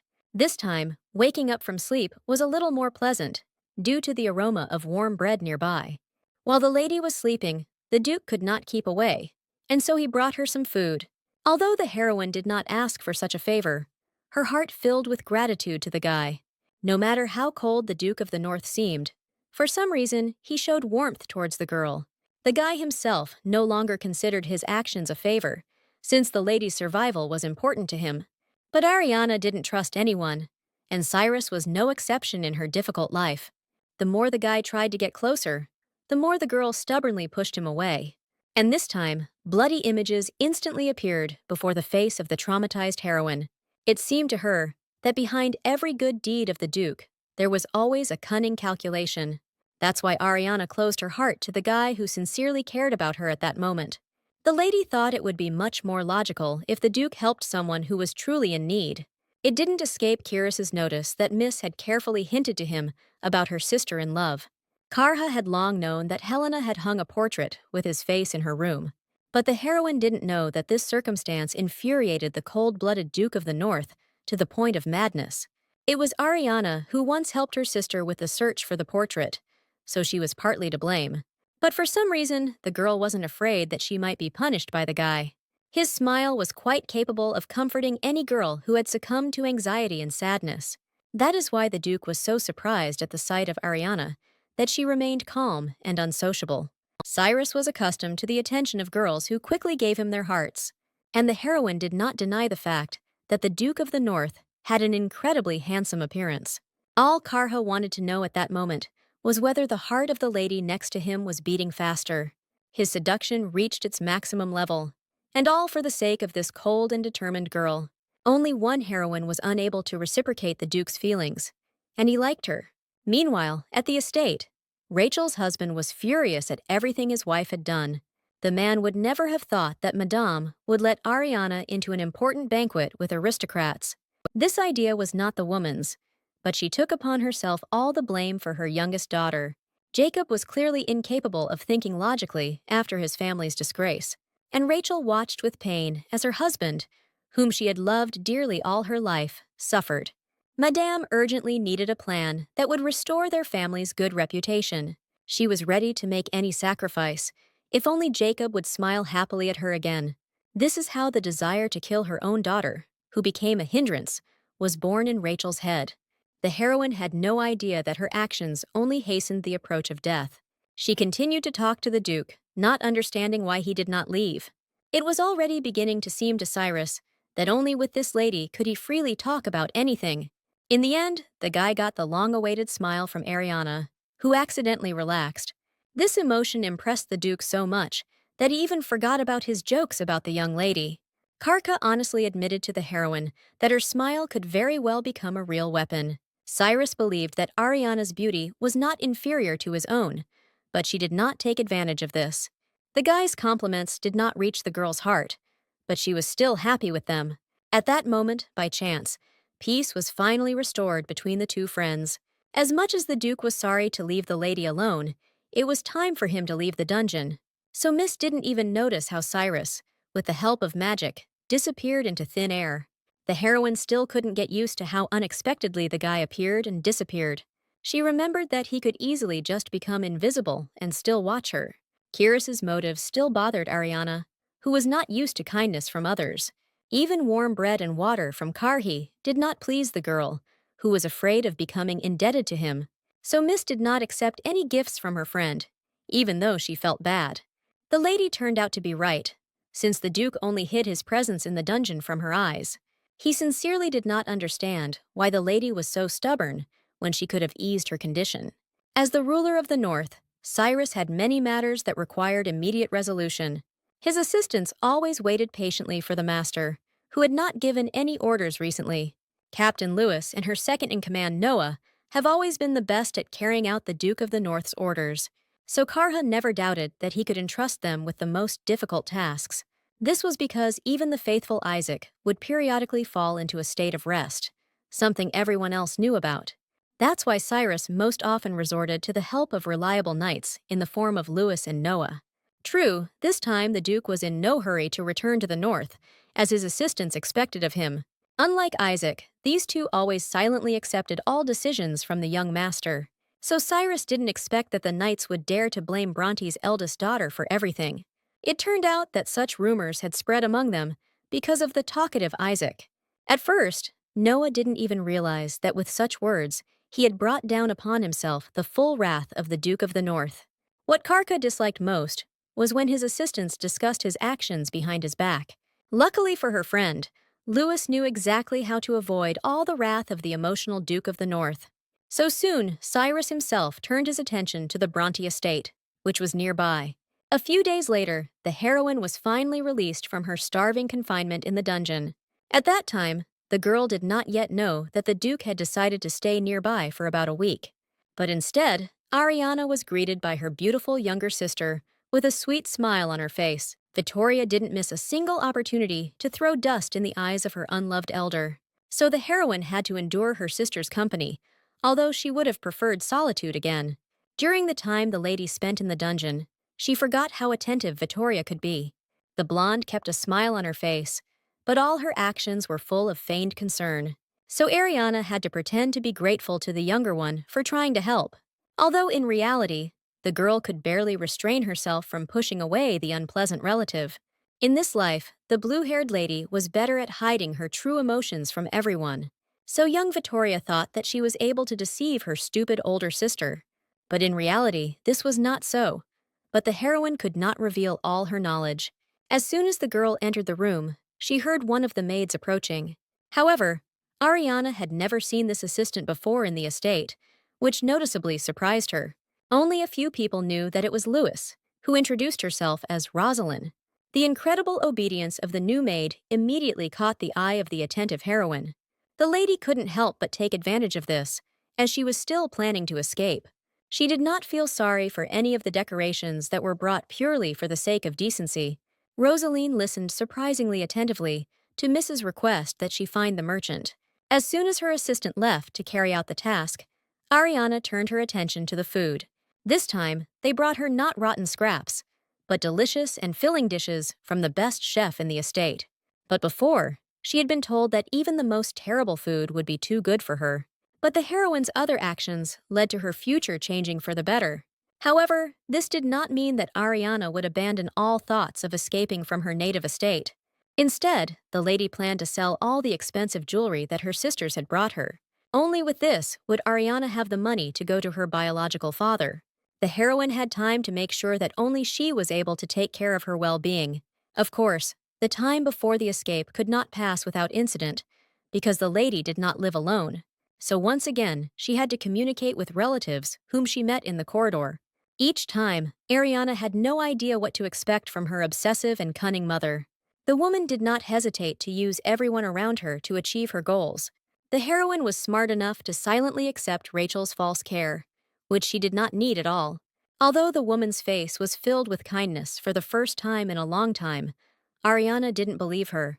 She was unable to forget all the horrors that Rachel had caused her in her past life. So the heroine only outwardly feigned submission, while inside she was burning with hatred. She didn't even think about accepting any help from her relatives, because she no longer needed it. The miss dared to walk around the estate only because she had such a meeting with the merchant. Rosalind arranged everything in the best possible way, and no one found out why Ariana suddenly headed into the forest. Although the lady did not have time to trust the maid, she began to respect her a little. Thanks to Rosalind's efforts, trading with the invited merchant was extremely successful for the heroine.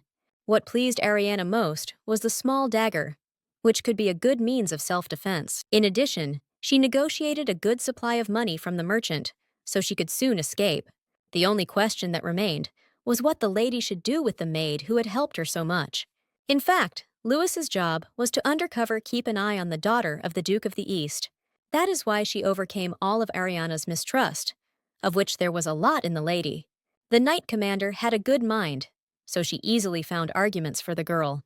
Therefore, the heroine soon became convinced that the new assistant could be trusted. She clearly remembered that in her past life, she had no one like the obedient Rosalind. This meant that the lady's actions were already bearing fruit and were successfully influencing changes in the future. Miss was accustomed to using those people who could be useful in the implementation of her plans. She didn't expect much from the maid when she asked her to hide her money in a safe bank. But it turned out that the assistant did everything at the highest level because she chose the right branch. Ariana still wondered where Rosalind had come from, whose hands betrayed her as a difficult servant. What surprised Miss most was that the assistant's actions gave the feeling that they were her hands. For the first time in 2 lives, the heroine received a token, which was the key to her bank account. Ariana had never had her own money before, so this was a valuable event for her. So, the assistant's efforts led to the heroine now being able to organize an escape. Now, the lady only had to find useful information for the Duke of the East. This was the only way Ariana could ensure a peaceful life for herself on her father's property. She didn't know that her actions had affected Rachel, who decided to act much earlier. To do this, the woman went to the slums of the city, where aristocrats usually did not set foot. She quickly found the best mercenary who was ready to take on such a crime. Of course, Rachel had to pay the man generously because it concerned harm to her daughter. Madame could no longer bear Ariana's presence in the house, which was collapsing because of her. So she personally ordered a mercenary to get rid of her own daughter forever. The man had already heard that the blue-haired lady had started causing problems at home. But no matter how sorry he felt for her, he did not dare disobey a representative of the Bronte family.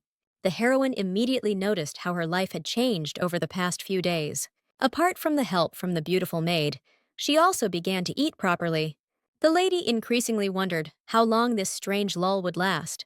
All the events in the estate took place behind her back, and no one was bothering the girl now.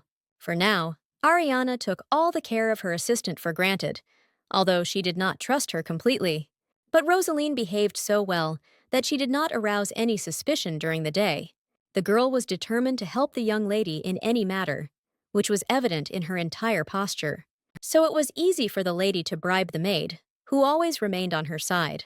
And today, the heroine needed Rosalind to lie to everyone that they were together. Since Ariana generously rewarded her assistant, she had no problem fulfilling even the strangest requests. The heroine prepared herself this way because her mother, for some reason, called her to her place for the first time. So Rosalind was given some strange demands, which the maid promised to fulfill. The lady herself headed towards Rachel, fully aware that there was some kind of catch behind her conversation.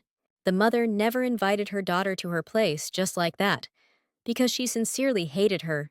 But today, for some reason, the woman wanted to personally put makeup on Ariana as a sign of their reconciliation. Such a ritual between mother and daughter always signified a trusting and warm relationship. But Rachel was filled with bloodlust, even as she gently touched the daughter of the East's face. All the time, the lady felt as if her mother was about to personally end her life right there on this spot. However, she endured the strange makeup ritual because she did not want to reveal her knowledge. Ariana didn't like the kindness from her mother at all, from whom she expected only bad things, and the request from Madame was not long in coming, because she needed her daughter to go to the gazebo. The lady had no reason to refuse this strange task from her mother, but inside, Ariana felt that this was where the very same catch would await her. She never had any illusions that Rachel would suddenly change her attitude, so the heroine remained wary throughout her entire journey to the gazebo. Trouble didn't take long to arise, as Miss heard footsteps behind her, but she didn't expect to see a mercenary known for his bloodthirstiness and cunning. The guy was clearly ordered to do more than just talk to the Duke's daughter, who was causing problems. And for this occasion, Ariana acquired a dagger, although her powers were not equal to those of her opponent. During her past life, the girl learned to protect herself, even if it was for a short time. Now, the lady's only hope for salvation was that the mercenary would agree to a bribe. She could pay this man twice as much as her mother to make him go away quietly. But Ariana had no idea that Rachel's plan was much more cunning than she could have imagined. The woman specially gathered noble ladies in advance, whose opinions were important in society. She was going to lead them to the very gazebo near which Ariana was now standing with the mercenary. All because the man just needed to spend time alone with the daughter of the Duke of the East. And no normal guy can refuse the opportunity to spend some time alone with an aristocrat. So all of the heroine's plans quickly failed, because she was much weaker than the powerful mercenary. The man had long harbored hatred for such ladies, and now he had the opportunity to take revenge. Quite quickly, Ariana ran out of strength to resist, no matter how hard she tried. But suddenly, something happened that was not part of either the girl's or the mercenary's plans. His head was separated from his body by the strong hands of the man who interfered with the man's plans. It turned out to be the Duke of the North, who was keeping an eye on Ariana out of curiosity today. Cyrus could not stand aside when he saw what almost happened to his enemy's daughter. The heroine didn't even think to count on the help of her friend, but his appearance turned out to be very convenient. The lady had no idea what she would have done if the Duke had not helped her once again. His face remained just as serene, even though he had just killed a man. So Ariana hid the fact that inside she was shaking with incredible fear. Karha had long since gotten used to the fact that ladies always fainted at the sight of dead people nearby. So the Duke's daughter once again amazed him with her calm behavior, despite the defeated mercenary. The lady truly hoped that her efforts, along with the dagger, would be enough. But the reality was much more frightening, because the girl was still young and inexperienced. Although she was not afraid to stain her hands with blood, physically, the lady was far inferior to any man. The Duke did not expect that the quiet aristocrat would have such a strong inner core. Ariana acted as if she had already encountered death many times, even though she lived locked up in the estate. The girl managed to think through many little things in advance that others would not even think about. And now it seemed as if she had accidentally dropped the handkerchief. But this was one of the key details of her plan. Vittoria's name on the handkerchief suggested to the Duke that it would be better to leave the item at the crime scene. Now it was up to Cyrus, since he had gotten involved in this matter, to help Ariana. So he ordered his assistant to bring guards as quickly as possible to investigate the murder. Meanwhile, Vittoria ran as fast as she could to the gazebo, as she had recently received a letter from her mother. The girl had no idea why Rachel hadn't personally invited her to meet the aristocrats. But what surprised Madame most of all was the sight of her daughter, since she had not called her at all. The fair-haired lady had no idea that her letter was not written by her mother at all, so the woman was only angry at her daughter for violating her request to stay on the estate. This behavior of her mother surprised Vittoria so much that she expected a completely different result. In fact, all the other ladies were not opposed to Bronte's daughter joining them. But this was not part of the plans of the woman, who had thought out the entire walk down to the last detail. She paid most attention to the aristocrat, who was difficult to invite to tea. Bronte's wife's plan was to lead the noble ladies to the gazebo, where Ariana and the mercenary were supposed to be. In this way, Rachel intended to bring about her daughter's downfall in the eyes of all high society. No lady was allowed to bring unknown men into the house, so the girl would not be listened to. And it would have been easy for Rachel to pretend that she was grief-stricken and didn't want to show her daughter to anyone. So the woman was eagerly awaiting the moment when everyone would see Ariana in the arms of the mercenary. She planned everything so carefully that she had no doubt in the success of her insidious plan. But the faces of the aristocrats suddenly reflected fear, instead of surprise and hostility towards the situation. Rachel never imagined that she would find only a long-dead mercenary inside the gazebo. His head and body lay in the same place where the Duke of the North had deliberately left them.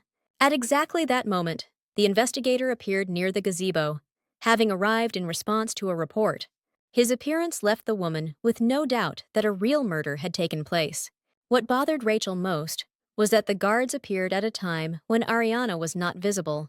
The presence of the chief investigator himself made it clear to Madame that everything had not gone according to her plan. It was already enough that the mercenary she hired somehow ended up dead in the middle of the gazebo. But the horrors in the aristocrat's life did not end there, as the guards quickly found important evidence. Rachel personally gave Vittoria many things that the girl used with pleasure. So at first glance, she recognized the scarf with her daughter's name on it, which she had recently brought from the seamstress. This is how the charge of murder fell on the youngest daughter of the famous Bronte family. The trap that the heroine had been preparing for so long and so carefully finally slammed shut with a bang. In fact, the girl couldn't even imagine that she would be so lucky with Vittoria's personalized scarf. She began to act only because she knew all her mother's habits well from her past life. That's why Ariana was ready from the very morning and used the right products at the right time. Now, all she had to do was find those very letters from Rachel to the Duke of the West that would please Russell White. This information was supposed to be the key to the girl's freedom from the oppression and abuse of her family. The most difficult thing for the heroine now was to find those very letters that her mother had hidden somewhere among her things. She didn't have much time to explore all of Evil Rachel's many outfits. But this time, luck was on the lady's side, because in one of the scarves, she quickly felt something that looked like letters. Finally, the opportunity to impress her own father no longer seemed so illusory to the heroine. But once again, the lady was not alone, because the Duke of the North had secretly followed her here too. This time, Kiris's behavior interfered with Ariana's plans to quietly steal her mother's letters. As usual, Karha amazed the girl with his ability to appear next to her at the most unexpected moments.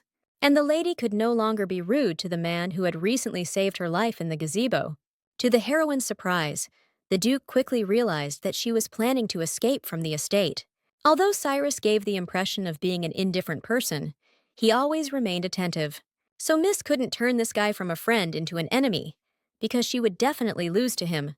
From the very morning, Ariana really did everything to successfully escape in the future, and she started with a letter for Vittoria. This is precisely why she needed Rosalind's support, who obediently covered for her mistress in everything. Since the younger sister eventually showed up near the gazebo, it was not surprising that she was blamed. Ariana didn't want Vittoria at all, since in the past, it was she who led her to a tragic death. But even the heroine didn't expect that the head of investigations himself would take an interest in the death in the gazebo. The girl had not at all planned for the Duke of the North to provide her with so much useful support.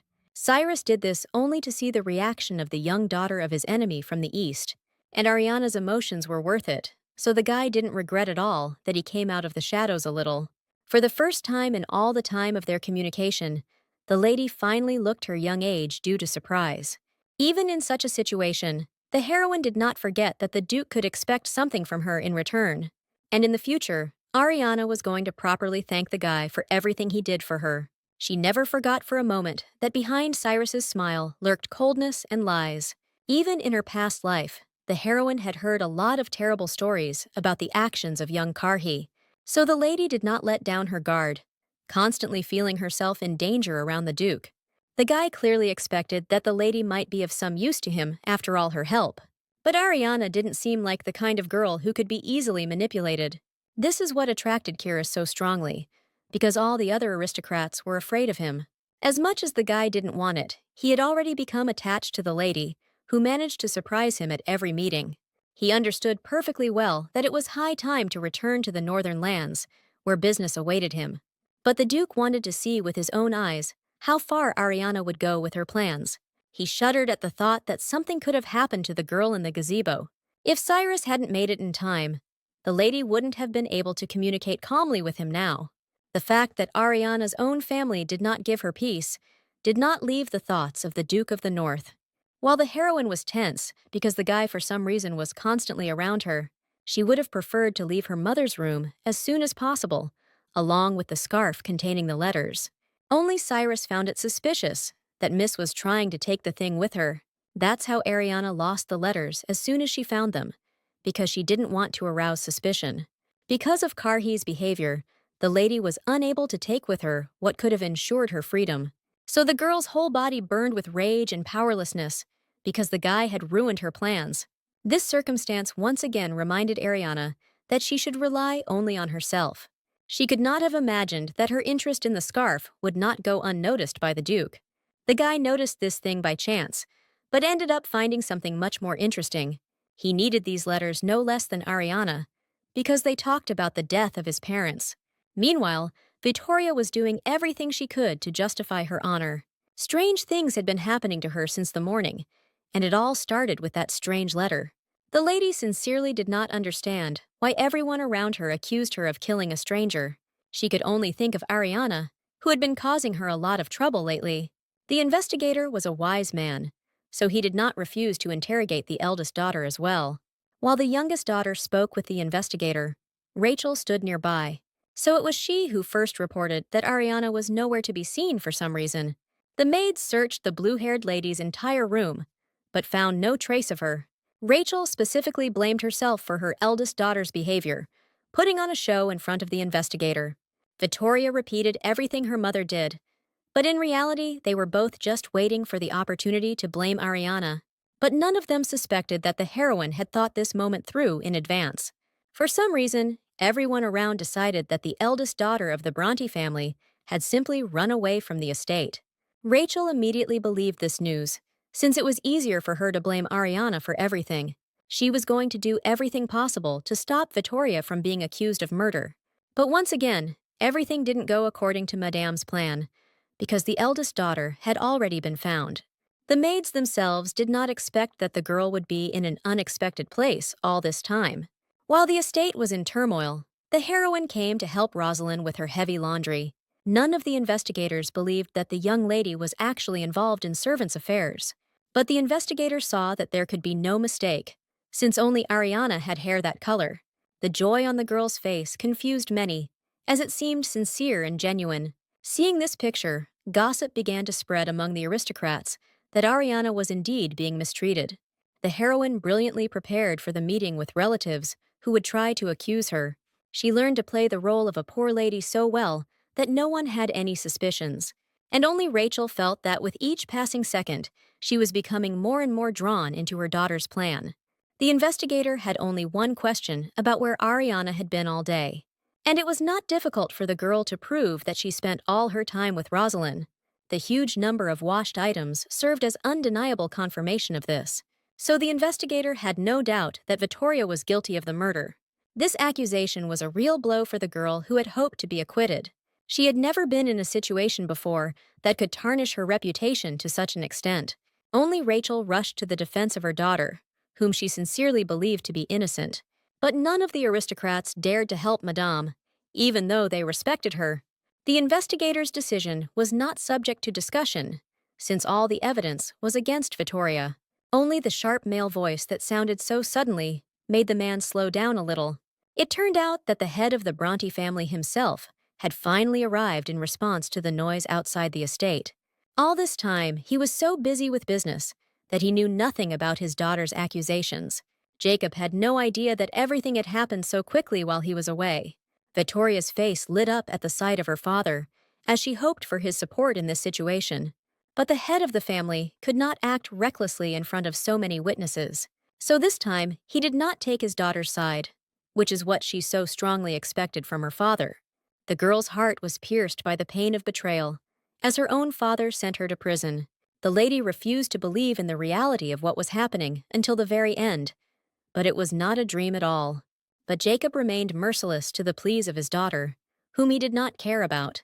Vittoria personally confirmed that her father had not even looked in her direction the entire time. Her mind was filled with jealous thoughts that Bronte would definitely protect his middle daughter, and Helena would never have known all the horror that Vittoria was now experiencing. This realization hit the lady who had believed in their happy family all this time the hardest. And only one heroine was satisfied with what happened, because that's exactly how she planned everything. Finally, she smiled happily at her younger sister, as she had no plans to hide her participation. Only now did Vittoria realize that all this time, she should have been wary of the cunning Ariana. After everything that happened, the heroine felt as if she had been squeezed worse than a lemon. But she was once again convinced that Rosalind could be completely trusted. From early morning, the maid successfully spread rumors that her mistress had helped her with the laundry. So, in the end, no one in the estate had any doubts about where Ariana was. Moreover, the assistant personally took on most of the laundry to help the girl. And the most pleasant thing for the heroine was that Rosalind did not ask her a single clarifying question. So this day turned out to be successful, in part due to the efforts of the faithful and obedient maid. The lady could not deny the fact that the Duke of the North also helped her greatly in this matter. No matter how much the girl pushed the guy away, he always did her a good service in fulfilling her plans. But because of Carouse, the heroine ended up losing the letters that could have been her salvation. Ariana was afraid to run away from the estate to her father without confirmation that she would be useful. All her life, the girl saw only indifference from the outside and knocked on closed doors. And the heroine no longer wanted to experience the pain of being rejected once again. She was used to being an unwanted child, something her unloved family constantly reminded her of. So the girl was afraid that Russell would react in the same way to her appearance empty-handed. That is why the heroine needed Rachel's letters, which had political value, so much. Meanwhile, Vittoria was still fervently trying to defend her innocence in the murder. But no matter how much the girl screamed, the investigator did not believe a single word she said. In prison, the girl's days dragged on endlessly, and she did not believe that anyone would take her away. The lady was constantly tormented by the thought that the family did not need such a terrible daughter. Meanwhile, strange rumors about the activities of the famous Bronte family began to spread throughout the capital. People somehow found out that Rachel paid a mercenary to harm Ariana. In the end, it became clear to everyone that Vittoria, who was located near the gazebo, was blamed for everything, while the eldest daughter of the Bronte family was sent to prison as punishment.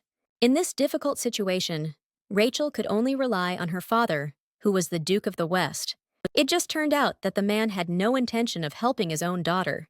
So the lady was left alone with her husband, who also did not know how to get out of this situation. Instead of coming to an agreement, the spouses constantly argued with each other over trivial matters. Furniture and dishes were damaged during their argument, but Jacob and Rachel did not stop. Madame blamed everything on her eldest daughter, who had been actively acting up lately. Bronte's wife was sure that if it weren't for Ariana, peace would still reign in their home. From the very beginning, the woman did not value the life of her daughter, whose birth caused her inconvenience. But only now has Rachel gathered the determination to finally get rid of her unloved daughter. But the heroine knew from the start that her actions would make her mother hate her even more. She was lucky to have such a good servant. But Ariana no longer counted on luck alone. It was necessary to flee the estate soon, before it became too bad to live there. She understood that Rosalind, no matter how much she wanted to, would not be able to save her from death. What the lady didn't expect was that rumors of Vittoria's guilt would spread so quickly throughout the area. She had no doubt that the Duke of the North had a hand in this matter. All Ariana needed from Rosalind now was one more dagger, since the last one had been taken from her. The commander of the knights saw how strong the thirst for a quiet life was in this lady. The girl seemed quiet and calm, but incredible emotions were seething inside her. And Lewis supported the decision of the Duke's daughter, who liked her because of her inner core. The heroine silently dreamed of the day when her family would face retribution for their actions in a past life. Some of her relatives were already going through difficult times, but that wasn't enough for Ariana. Before her rebirth, she suffered so much that her rage never weakened for a second. Until now, no one in the family has come close to the despair that the heroine once experienced, so she was going to lower her relatives into the very abyss in order to escape peacefully. The lady would not regret her decision at all, even if it led to her death again. The only thing that bothered the lady in this situation was the inaction of the Duke of the West. Rodion Oblin was truly always distinguished by the fact that he did not allow any of his relatives to be disgraced. But now he had no time for Bronte, because he was suddenly visited by the young Duke of the West himself. Cyrus was glad that he had ruined all the plans of his old enemy, whom he could not take revenge on. It was the appearance of this guy that prevented Rodion from getting poor Vittoria out of captivity. Even the Duke of the West's wise lieutenants had no idea what Karhi's purpose was. Oblin remembered that in his youth, Kyrus's parents were brutally murdered after numerous accusations. In that situation, only this boy survived, for whom one of his close assistants gave his life. Since then, the northern lands have been mired in constant wars for the opportunity to rule. And this continued until the young duke ascended the throne again, defeating all his opponents. Rodion knew that after everything that had happened, Kyrus's heart was forever captured by cruelty and pain. What the Duke of the West feared most was that his enemy would learn the truth about the death of his parents. In fact, it was in Rachel's letters that Karha read that his family had been killed unfairly. However, he could not allow himself to reveal the whole truth now, because there was not enough evidence. The Duke of the West was always distinguished by his cunning and treachery, so he could avoid punishment this time too. But Cyrus saw that his mere presence made Rodion nervous and at a loss for words. Meanwhile, Isaac was still idle, because his master did not want to return to the north. So, as soon as the guy saw at least one familiar person, his face lit up with joy. True, even Noah did not want to relax next to Isaac, because it could cause Cyrus's anger. He made a special trip to the Bronte estate and made sure that Lewis was looking after Ariana well. All this time, all of Karhi's tasks revolved around the blue-haired daughter of the Duke of the East. So, the assistants inevitably began to have questions about why the gentleman acted this way. Personally, Noah refused to believe that Cyrus had finally shown feelings for one of the ladies. But Isaac was sure that the Duke of the North would never have gone to meet the Duke of the West otherwise. Karka had never really tried so hard before, for the sake of some young and naive aristocrat. In this, his faithful assistant saw a sign that the master's heart was gradually beginning to thaw. Isaac was already dreaming of a beautiful wedding for Cyrus, who had never paid attention to the ladies before. Perrin's carelessness quickly infected all his friends, who wished their master happiness. That's how Noah gave in to Isaac's persuasion, who simply needed company while drinking. The assistant did not even doubt the fact that the lady would fall in love with their gloomy master. Meanwhile, at the Bronte estate, Rachel is tired of waiting for her youngest daughter to be released. So she came up with a good way to get all the charges against Vittoria dropped in a short period of time. The woman came up with a truly insidious plan, as she found a maid she couldn't refuse. The assistant understood that the potion would bring her death, but she acted this way for the sake of her family.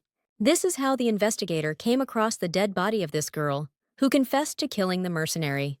The maid did everything so perfectly that no one could accuse her of lying after her death. So the man had to accept the fact that Vittoria was not guilty of anything in the first place. The investigator had no doubt that the information he had received was false, but he could no longer detain Bronte's daughter. This is how Vittoria was finally returned home after a long stay in detention. Rachel ignored the evil rumors that she was the one who killed that maid. Only Jacob was worried about the family's reputation, which was gradually sinking due to his wife's actions. But Madame placed all her bets on Helena, who was expected to please the aristocrats in high society.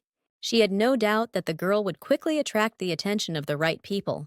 Of course, Rachel had planned to take Ariana on the trip, but not with good intentions. Only Helena dared to say out loud that they should not have taken their sister with them. But everything was decided even for the heroine, so she did not try to resist her mother's words. She had lived locked up in the mansion for so long that she could hardly believe that she was finally leaving. All the girl's thoughts revolved around the fact that she would soon be able to receive her long-awaited freedom. She had been waiting for this since her past life, and never before had she been so close to her goal. All this time, the lady felt as if she had always been in a beautiful and rich cage, and yet, somehow, she miraculously managed to reach incredible heights on the way to her goal. The lady did not regret at all that she had to leave so much behind. She knew that she should be partly grateful to the Duke of the North for the help he had provided. But Miss only let her assistant in on the carefully developed escape plan. Rosalind's eyes lit up with fire, because she was only too happy to help her mistress in this matter. The maid's enthusiasm told the heroine that she was clearly not a simple assistant in the estate. Until now, Louis has not revealed her identity to Ariana, because it was too early for that. For now, the heroine was satisfied with the fact that this assistant was like an extension of her hands. She understood perfectly well that her mother had not put her in such a good carriage for no reason. The lady could only hope that Rosalind would be able to protect herself in case of danger. The knight commander did not reveal to Ariana that she could very well stand up for her. It was enough for the daughter of the Duke of the East that the maid would have time to save herself in case of danger. The heroine knew well that their path had to lie through abandoned mountain ranges. Even Rosaline hadn't taken into account the fact that Rachel had deliberately chosen a dangerous route for the trip, all because Madame decided to finally get rid of her annoying daughter. And this time, the woman really wasn't going to stop in the face of any difficulties. Ariana had long been mentally prepared for the fact that her mother could once again buy an attempt on her life. So she prepared herself in advance to defend herself so that no one around her would get hurt. The heroine was ready to do everything to stay alive after her mother's plans. Soon they approached the most dangerous place on their mountain range. In her past life, Ariana often drove along this road and was always extremely careful. As the girl had expected, their carriage suddenly slowed down in the most inopportune place. Louis knew that an attempt would be made on the lady's life, but she didn't think it would be on such a large scale. This time, Rachel did her best, as she hired several gangs at once to deal with her daughter. Only Rosalind did not lose her head in this situation, since she had hidden a weapon with her. The heroine had no time to be surprised by the maid's skills, which did not correspond to her status. The mercenaries were already knocking on the carriage door, demanding that the girls obey them. But none of the young ladies even thought of giving up without a fight, because their thirst for life was great. Louis was the first to attack her opponents, which bought her a few minutes of their reflection. The boys clearly didn't expect their targets to be well-armed and well-trained in combat. However, the number of mercenaries still exceeded Louis's limit, which had not been the case for a long time. But the knight was not used to giving up, which is why the Duke of the North himself once chose her. Never before had Rosalind been so desperate to pave the way for people who needed to be protected. Quite quickly, the mercenaries realized that the maid was not a simple one, and this only angered them. Meanwhile, Rachel, in the carriage, was happily anticipating her long-awaited victory. She had no doubt that her cunning plan would look natural. Bandits often appeared in these places, and it was to one of them that the woman turned for help. She knew that Ariana would have a hard time, but she didn't think the girl would have the strength to escape.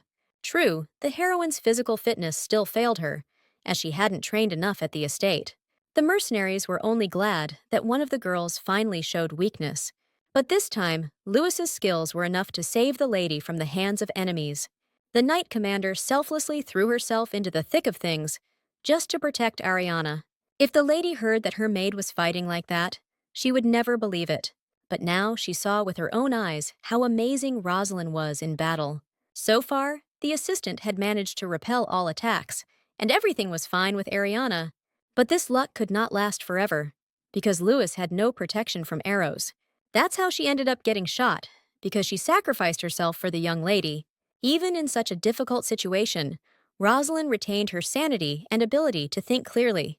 But the heroine gave in to panic, because she did not want to leave such a good servant. Only Lewis's words, that she remembered the lady's high goals, made Ariana move. She hadn't yet had time to take even a little revenge on her family, so she couldn't allow herself to die. Before the maid's eyes, the heroine gained even greater determination, despite the loss of her friend. From now on, Ariana would stop at nothing to avenge Rosalind's death. With a heavy heart, the daughter of the Duke of the East left the battlefield where she had been useless. She thought bitterly that she could have saved the maid if only she had been stronger. The path that the heroine chose outwardly resembled a dead end with no exit, because at the end of it there was a cliff. But the girl did not despair at the sight of such an end to the escape, since she had a good plan. She knew that the mercenaries were already on her heels, since Rosalind had not been able to hold them all back. In fact, the heroine in a past life found herself in exactly the same escape from bandits in the forest. Then she chose death, rather than fall into the clutches of cunning and treacherous enemies. No one knew that right under the cliff there was a small ledge where the lady fell. So now she hoped to save herself from the guys who were staring at her in exactly the same way. Ariana would never have forgiven herself if she had been captured by such terrible people. True, deep down, the girl doubted that she would be lucky again during the desperate jump. But suddenly, something happened that saved the heroine from having to jump off the cliff. The Duke of the North, as always, appeared extremely unexpectedly, but managed to save Ariana from the hands of enemies. The last thing the lady expected was to see this handsome guy in the middle of a dense forest. But Cyrus smiled as if he walked through such dark places every day. For the first time in her life, the heroine felt her heart beat joyfully at the sight of this man. She could never have put into words how much relief she felt at being saved. Until the very end, Karka could not believe that the lady was actually going to jump off the cliff. He was once again amazed at how bold the plans of the Duke's young daughter remained. Only now did Ariana admit to a friend that she was not at all afraid of dying in such a situation. So the Duke was finally convinced of how fearless the young lady was. This time, the heroine did not move away from the guy, as she was still grateful to him for saving her.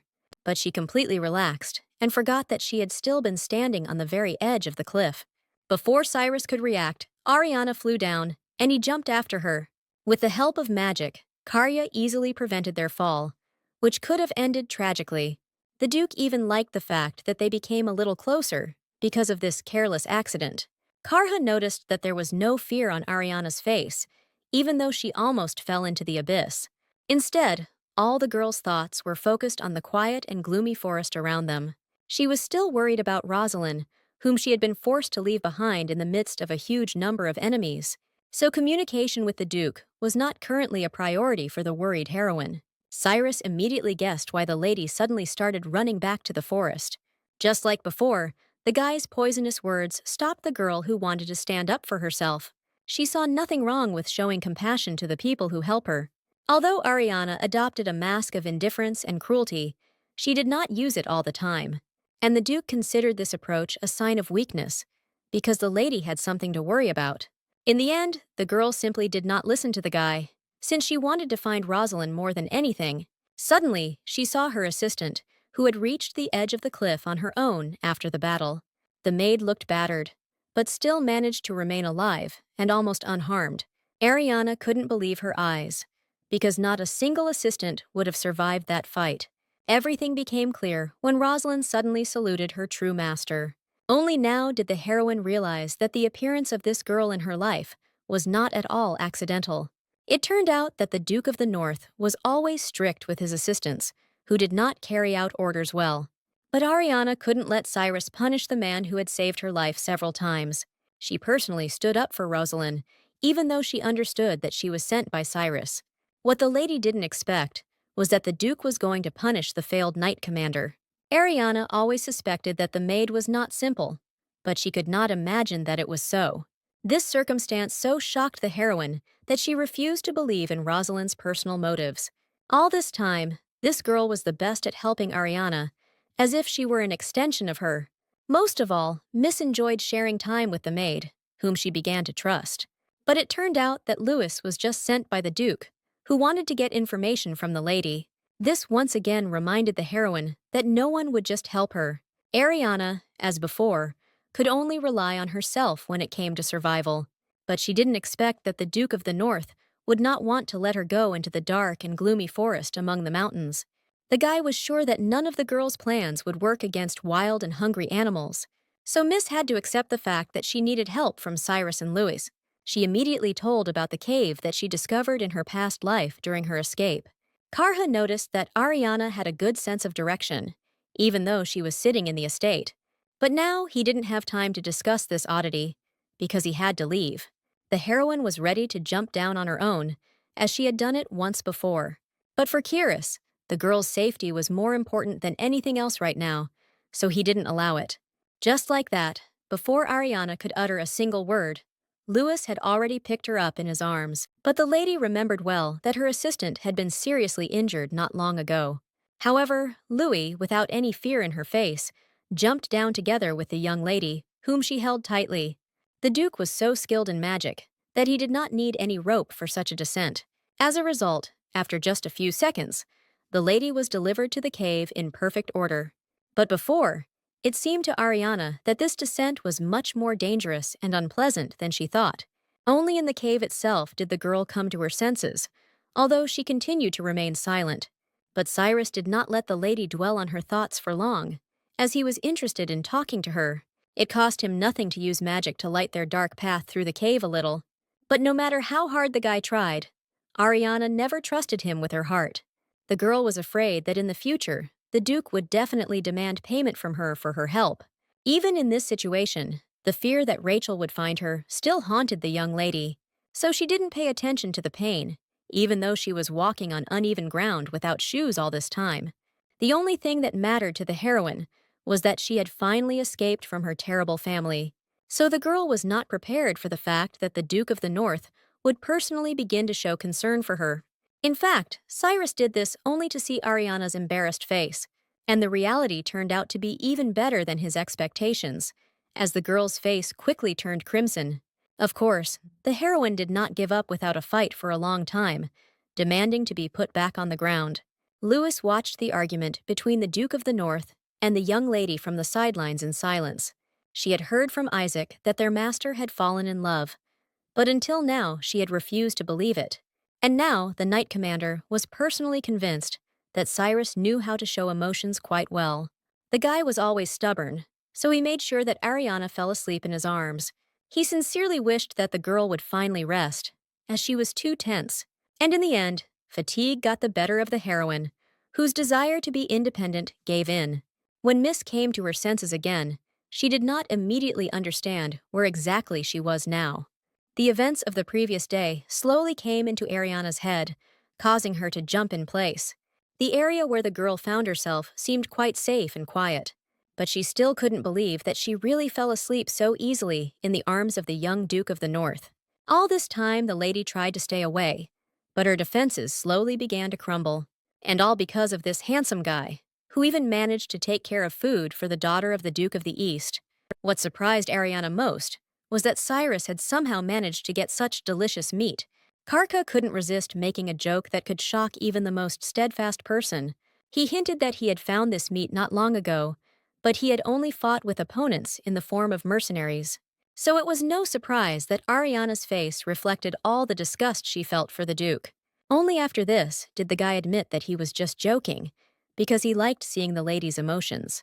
Until now, the heroine had not gotten used to the fact that this guy often provoked her for the sake of a joke.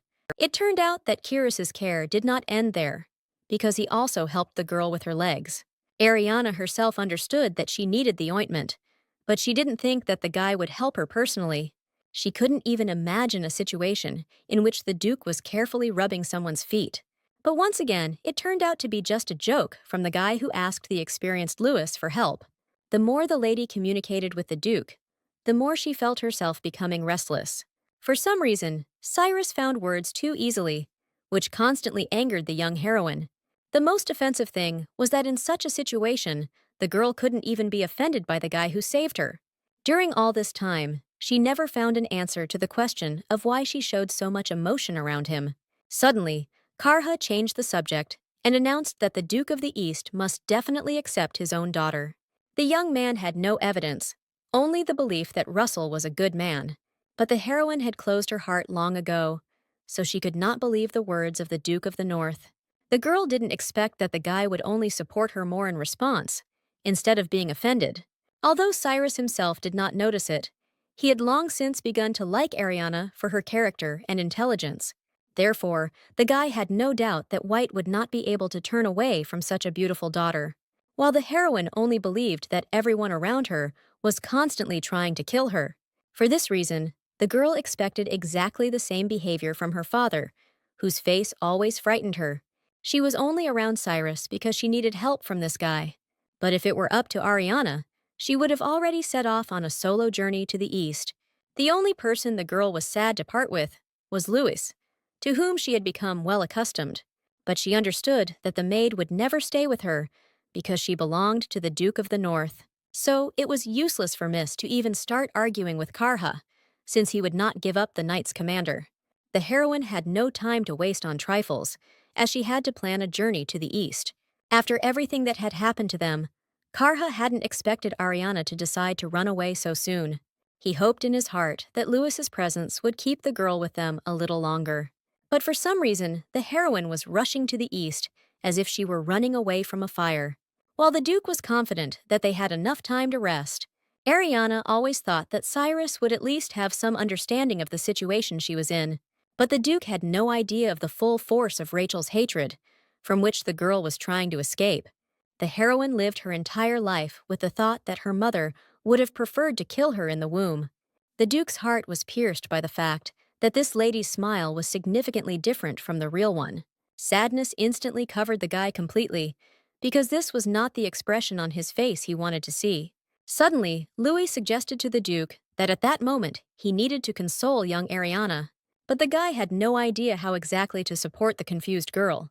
The last time he received support and comfort was in his distant childhood, so he remembered almost nothing. Until now, Cyrus felt sad that he had so few memories of his mother. That's why he was so stupefied by the need to somehow support poor Ariana. While the lady did not allow herself to give in to emotions, because she remembered her mother's cruelty, the heroine was in such a hurry to get east, because Rachel would not calm down until she found her body.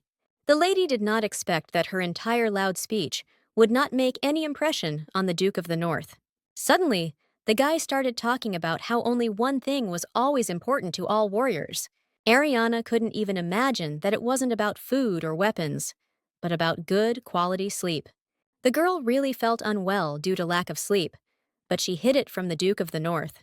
Deep down, she was so scared that she couldn't allow herself to relax even for a minute.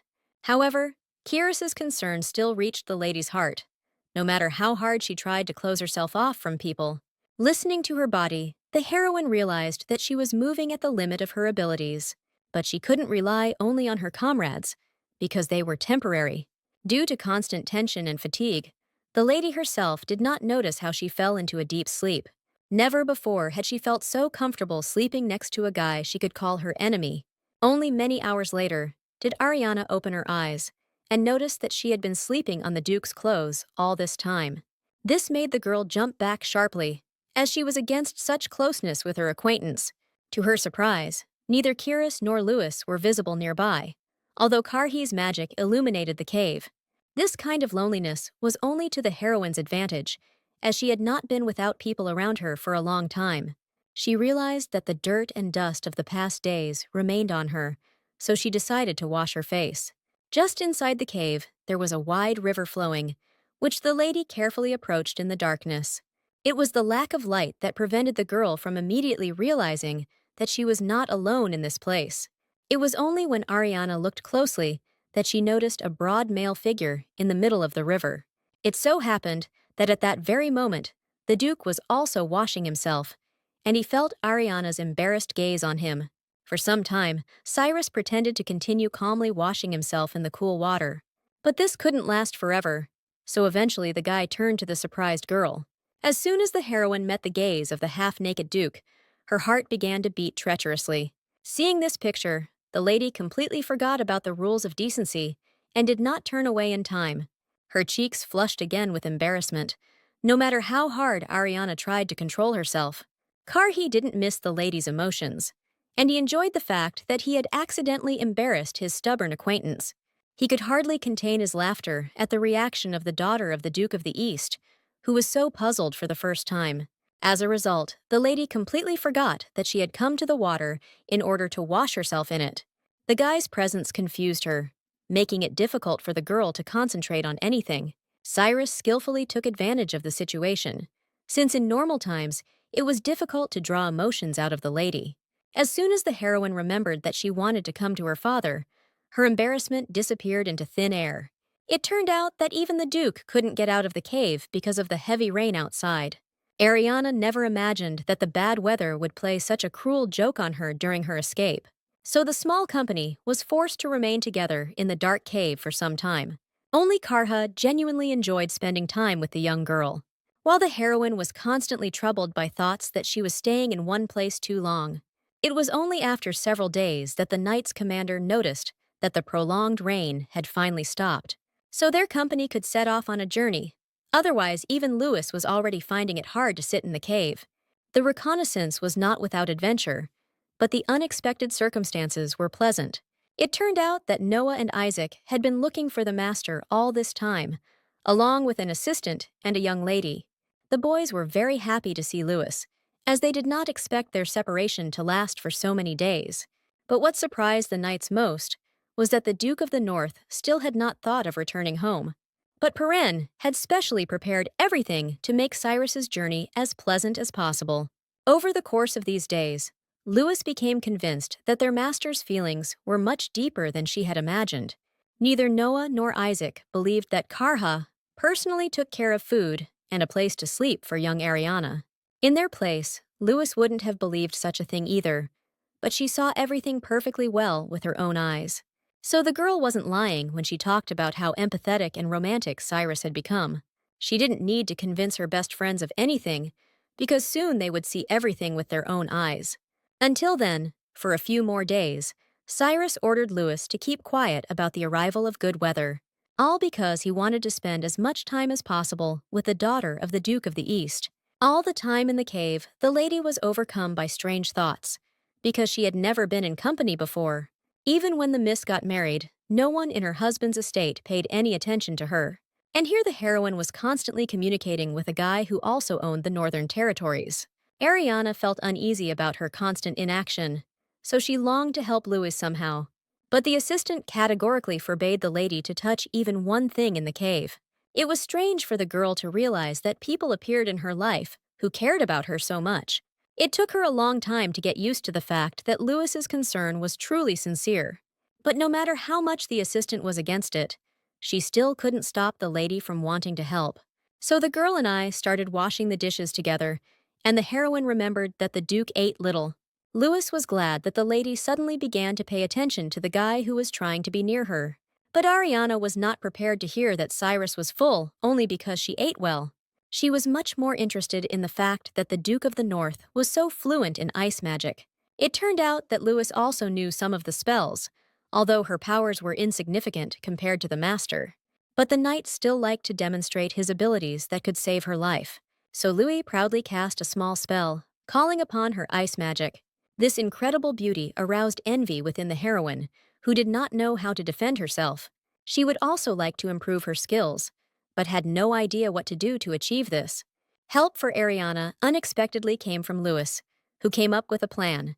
The girl was only too happy to create an additional opportunity for the Duke to communicate with the lady. Besides, she wasn't lying when she said that the guy was a wonderful teacher in any field. The knight understood that Cyrus had never personally trained anyone, but Ariana would be a different matter for him. And indeed, Karha could not refuse the daughter of the Duke of the East in her desire to become stronger. Personally, the guy still believed that Russell White's knights would calmly protect the girl in any situation. But the heroine still didn't believe that her father would even pay strict attention to her. That's why Ariana wanted to learn how to fight for her life at least a little bit. No matter how much Cyrus held a different opinion, he approved of the young lady's aspirations. It was only for this reason that he agreed to show the girl some useful techniques in battle. The lady had no idea that it would be so easy to persuade the usually grumpy Duke to help her. And in the end, Karha even deigned to begin training with the very dagger that Miss had. Meanwhile, the Bronte couple were once again quarreling loudly over the failure to find the body of young Ariana. Even their daughters understood that this meant that the blue-haired lady might still be alive. This is the reason why Jacob was so angry with his wife for not sorting out the problems. Rachel couldn't have imagined in her worst nightmare that fragile Ariana could cope with the mercenaries. And in the end, her happy and strong family was once again falling apart before her eyes, and Madame could do nothing. Until now, she saw the death of her unloved daughter from another man as her only salvation.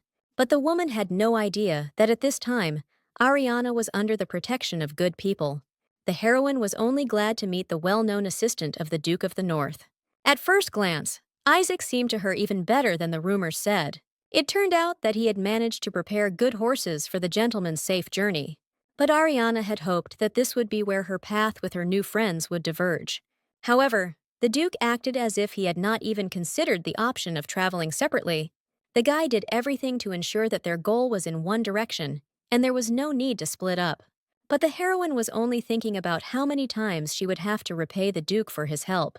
Only this girl was Cyrus helping time and again without compensation, something he himself did not notice. But all the assistants of the Duke of the North saw how much their master had changed in a short time. Karha sincerely wished that the lady would turn to him for help at any convenient moment, but he didn't expect that the girl would again ignore any of his attempts to help. Even in her past life, Ariana learned to ride a horse perfectly, which she demonstrated. The heroine was confident that she would not delay anyone on this trip, since she was not afraid of speed. So the whole small company headed east through a dense and dark forest with bandits. They rode so fast that the wind constantly whistled in the ears of the lady, who was not used to it. But she still tried to keep up with the Duke of the North, who confidently led them through all the wilds. The guy's face at that moment reminded the girl that he deservedly received his title. And only the master's assistants knew that in fact, he was restraining his speed. This once again proved to each of them that Cyrus had truly fallen in love with the young daughter of the Duke of the East.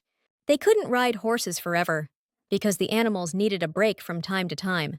During one of these stops, Isaac tried to get closer to Ariana, although she kept her distance. However, the lady rejected any help from the famous magician and alchemist until the very end. But Perrin was so desperately trying to prove to the girl that he didn't need to return the favor. Unlike the Duke, his assistant's intentions were always gratuitous. In the end, only Cyrus was able to get Ariana to take a medicine that would help with her muscle pain. During the journey, the lady became so tired that she could no longer properly respond with indignation, so she had to accept the kindness and care from these people, although she didn't like to feel obligated. What surprised Ariana most was that the Duke of the North was gradually revealing a different side. He constantly joked and flirted with her, but with his assistants, he remained a stern and strict leader. But somehow Isaac, who always got the worst of it, remained just as cheerful. He was glad that the gentleman was finally returning to the North after so long an absence. What Perrin didn't expect was that Cyrus had no plans to take Ariana with him. In his head, the assistant had long since married this girl to the stubborn master of the northern lands. So it came as a surprise to him that Karha still denied his love for the lady. Only Isaac could find the words that would prove to the master his feelings and emotions. Therefore, within a minute, the Duke was furious at the mere thought of losing Ariana. Perrin had no doubt that Cyrus would react this way, so he deliberately sacrificed himself. Only after this did the Duke agree that Ariana had long since become special to him. What surprised him most was that the lady had many surprising skills for a recluse. No matter how much information the guy searched for about this girl, he couldn't find anything. Isaac saw that his master was still thinking of ways to use Ariana for his own benefit. All this was because, since childhood, the Duke had been accustomed to stepping over other people's heads. His condition was further aggravated by the fact that the boy never learned anything about the death of his parents. So Cyrus's position on the throne was no stronger than the flame of a thin candle. And only Isaac was worried that in the future, the master might regret his cruel decisions, while Karha denied the existence of pity and sympathy, which no one showed him. Their journey was slowly coming to an end, and now the whole company was able to settle down peacefully in the village. Although the lady knew that no one would find her in this place, she still could not fall asleep because of worry. She hadn't slept alone for a long time, so she was used to the constant noise around her. And now Ariana had been given a separate room, and the silence around her weighed heavily on her. Never before had the girl traveled alongside people who were so kind to her. That's why the heroine didn't want to part with these acquaintances, although she was afraid to trust them. Without realizing it, she suddenly fell into a sleep that she was only too aware of. There was only darkness around the lady until she finally heard a familiar voice. Somehow the Duke appeared in the girl's dream, and the expression on his face puzzled the heroine. But what surprised her most was that this time the guy was persistent in expressing his desires. Ariana wasn't sure she was ready to accept such feelings from a man who had previously been her adversary. But Cyrus sincerely promised that he would always protect the girl if she went with him. But for this to happen, the guy just needed the lady to die in his place. Karhi's insidious laughter and his resemblance to Gerald haunted Miss Long after she woke up. So the next morning, she again announced her desire to separate from the company. During the time they spent together, the heroine managed to forget that she couldn't trust anyone. Even Isaac, Noah, and Lewis, whom she had come to love, no longer made the lady want to communicate. It was only this morning that the Duke of the North presented the girl with another surprise. She couldn't even imagine that suddenly the guy would also need to go east. Karha spoke confidently about the fact that he had his own business in the domains of Duke Russell White. The heroine had no reason not to believe the Duke's words, that he had never lied to her about anything. Besides, she knew that Cyrus had been fighting against a dangerous group of people for many years. Karka was delighted that the lady of the moment had guessed the main reason for his arrival in the East. He really tried to deal with the Paganist Guild, the remnants of which were scattered across the territories. These people represented a huge danger and lived mainly in the eastern lands of the empire. There were rumors that these heretics did not spare people and offered them as sacrifices to their gods. Several years ago, the ruler of the empire ordered the dukes to deal with these people, but only Cyrus successfully drove out all the followers of Paganus from his territory. He was surprised that the lady was not afraid to go to the east, where there were many of these terrible people. The whole point was that the heroine didn't care whether she died at the hands of her mother or at the hands of heretics. Such courage once again proved to Karhe that the blood of the Duke of the East truly flowed in Ariana. Only one heroine still doubted her abilities, because she was not physically strong. But Cyrus believed that the lady would be able to choose her own path as a warrior, which would lead her to victory. Only after her friend's words did the girl's eyes open, and she realized one simple truth. Even in her past life, the lady never tried to defeat her enemies with brute force alone. Instead, she chose a slightly different path, even though she had failed to save herself in the past. But this time, Ariana tried to remain kind and noble, even though her heart was wounded. The heroine despised the treachery and cruelty of her relatives, against whom she fought. Finally, the long-awaited peace came within the girl, because she accepted her weaknesses. And all this happened from just one word from the Duke, whom the lady had missed all her life. So Miss honestly said that the guy was very wise, which surprised Cyrus. Ariana had no idea that such compliments were never said in high society. But these words were so similar to the lady's true personality that Karha accepted them with pleasure. He couldn't remember the last time he laughed so joyfully because of just one phrase. Thus, the whole company continued their journey to the east, which was greatly extended due to their secrecy.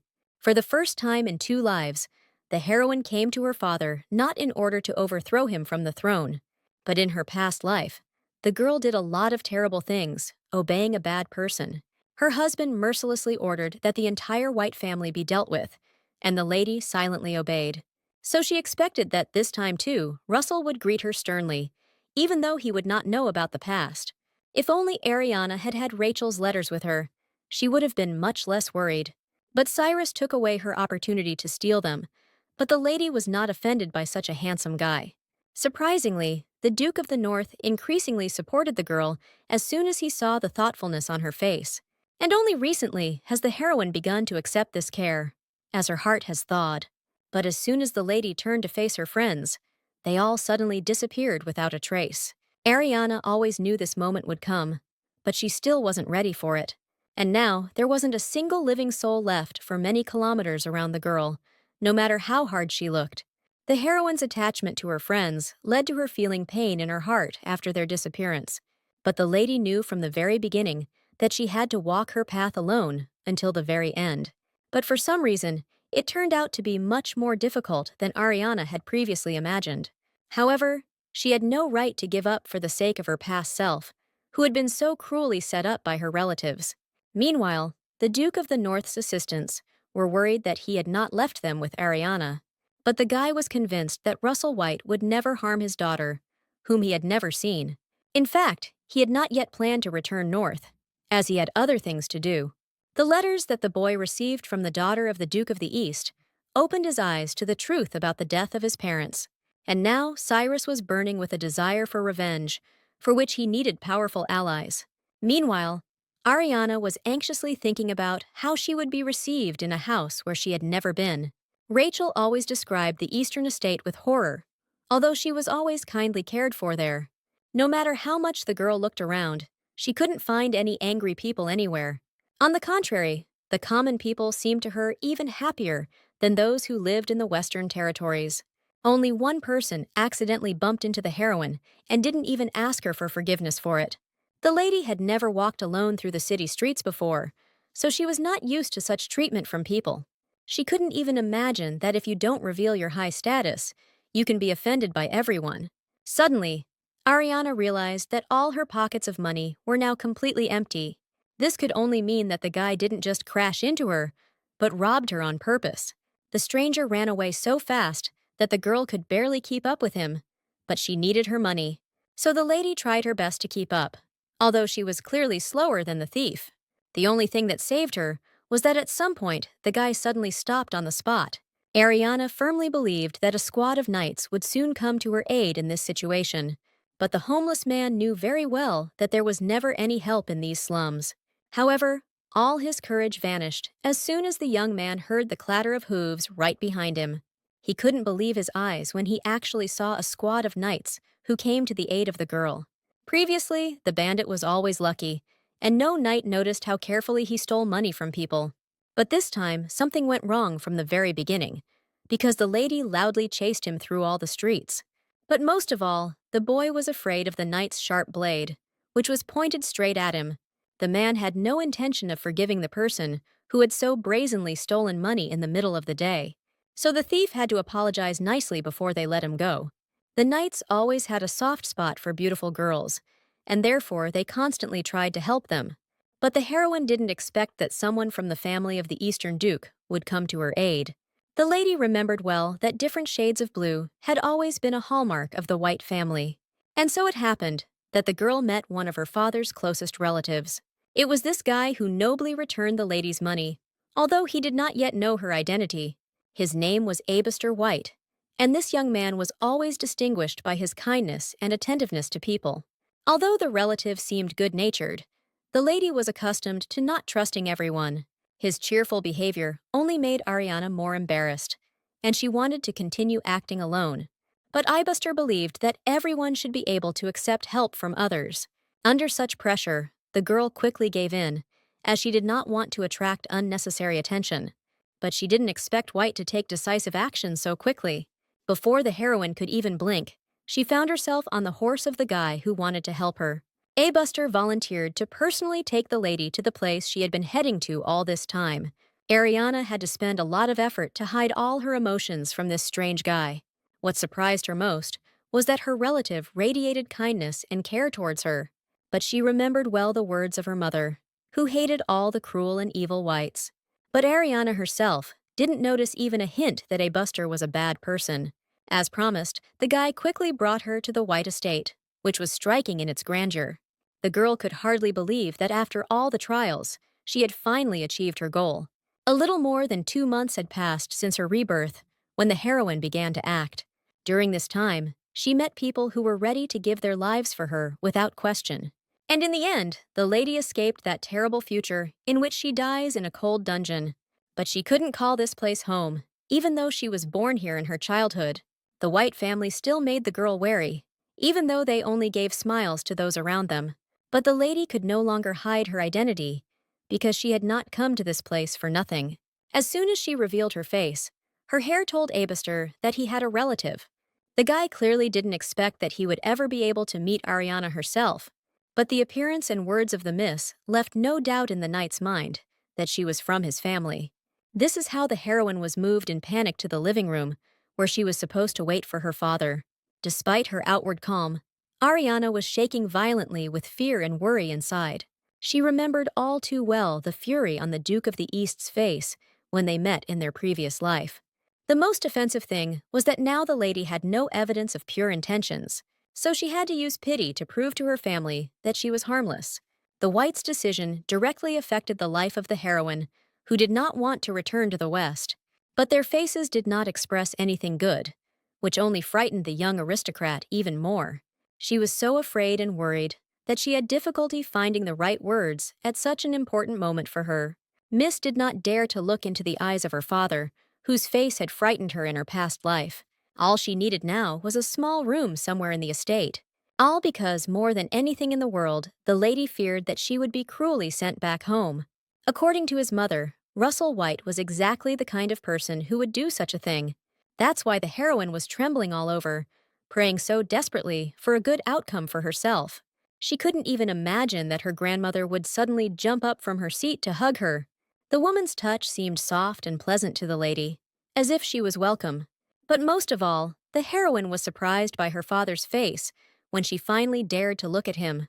At first, Ariana thought Russell was furious at her unexpected appearance, but the man's emotions betrayed his horror at the state in which his daughter arrived to him. A few minutes ago, Caroline and Theodore, who were Russell's parents, heard about their granddaughter. Their assistant himself was surprised by the appearance of the blue-haired girl in front of the estate. Grandma and Grandpa were in no hurry to take my word for it, since hair could only be dyed temporarily. But inside Caroline, the certainty was already growing that it was indeed young Ariana who had come to them. She had been looking forward to meeting her granddaughter for so long that she already considered this event impossible. So, in the end, the woman was not mentally prepared for the meeting to finally take place. The assistant had no doubt that the Duke's daughter had come to them because she looked like her father. All this news so shocked the Grand Duke of the East that he was completely at a loss within himself. The man panicked, as if he were a small child who didn't know what to do. Russell's greatest fear was that he would frighten his daughter at their first meeting. Theodore had long since become accustomed to the fact that his son could not control the emotions on his face. They had been facing this problem since White's childhood and had never been able to solve it. As a result, in his youth, the boy frightened all the children simply because he could not smile properly. To this day, the man's anxiety was instantly reflected on his face in the form of anger. Only his parents knew that Russell was actually a kind and sweet person. However, this nuance made the Duke look at people with a ferocious expression, which is why he frightened them. This is how the man persuaded his parents to go with him to the long-awaited meeting with Ariana. Russell's heart was beating wildly in his chest with anticipation of this meeting. He couldn't believe that he would finally meet his daughter, whom he truly loved. The last time a man held her was in his distant childhood, but he remembered those feelings forever. At that moment, there was no one more important to Russell than his small and beautiful daughter. When he first saw Ariana, it was as if he had found a whole bright and warm world for himself. But the Duke's happiness was short-lived, as his wife soon ran away with her daughter. He sent a whole bunch of letters to the Bronte estate, but never received a reply to any of them. For many years, the Duke suffered constantly from longing for his beloved little daughter. And one day he couldn't stand it anymore, and personally came to the estate in the Western Territories. But then Rachel cruelly lied that Ariana did not want to see her biological father at all. The woman skillfully pretended that the girl was living happily in her new family and did not want to go back. This is how all of Russell's hopes and dreams were destroyed, because he didn't want to force anyone. That night was the last time the Duke personally tried to meet his daughter, who had been taken by Rachel. And now, after so much time, the man could finally see the girl who came to him. Russell's every thought was focused on his desire to be a good father to young Ariana. But her appearance at first sight struck the man, who expected something completely different. It was for this reason that White froze in place, because he could not believe his eyes. While the heroine believed that her father actually harbored a burning hatred towards her, but Russell was simply speechless from shock, because the girl was in a terrible state. Every careful word she said wounded him to the very heart, because he wanted to love her. Ariana acted as if she was asking to stay overnight with strangers, begging for a favor. All this horrified Russell, because this was not how he wanted to see his daughter grow up. She looked like she had never eaten properly, and bruises covered her entire body. The Duke did not need to look closely to understand how pitiful the girl's body was. All this time, Russell believed that his daughter was being treated well by the new Bronte family, and she looked as if she had never in her life been cared for by the gentle hands of maids. So the first thing the Duke did was ask his assistants to get Ariana in perfect order. For the first time in her life, the heroine found herself in such a rich bath of food that she was right next to her.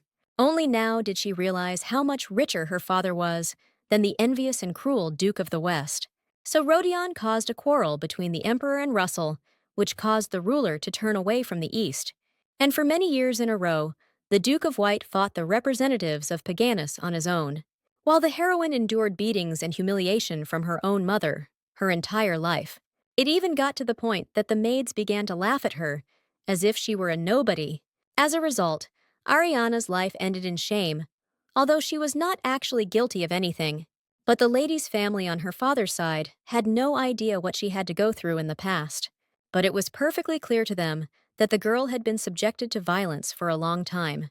This circumstance deeply hurt Russell, to whom Rachel lied about her daughter's happy life. But Caroline could clearly see that Ariana's body was covered in terrible bruises. Never in his life had the Duke regretted so much that he had once given in and abandoned his daughter. Pain tore at his heart, because he could have saved the girl from the oppression of that family much earlier.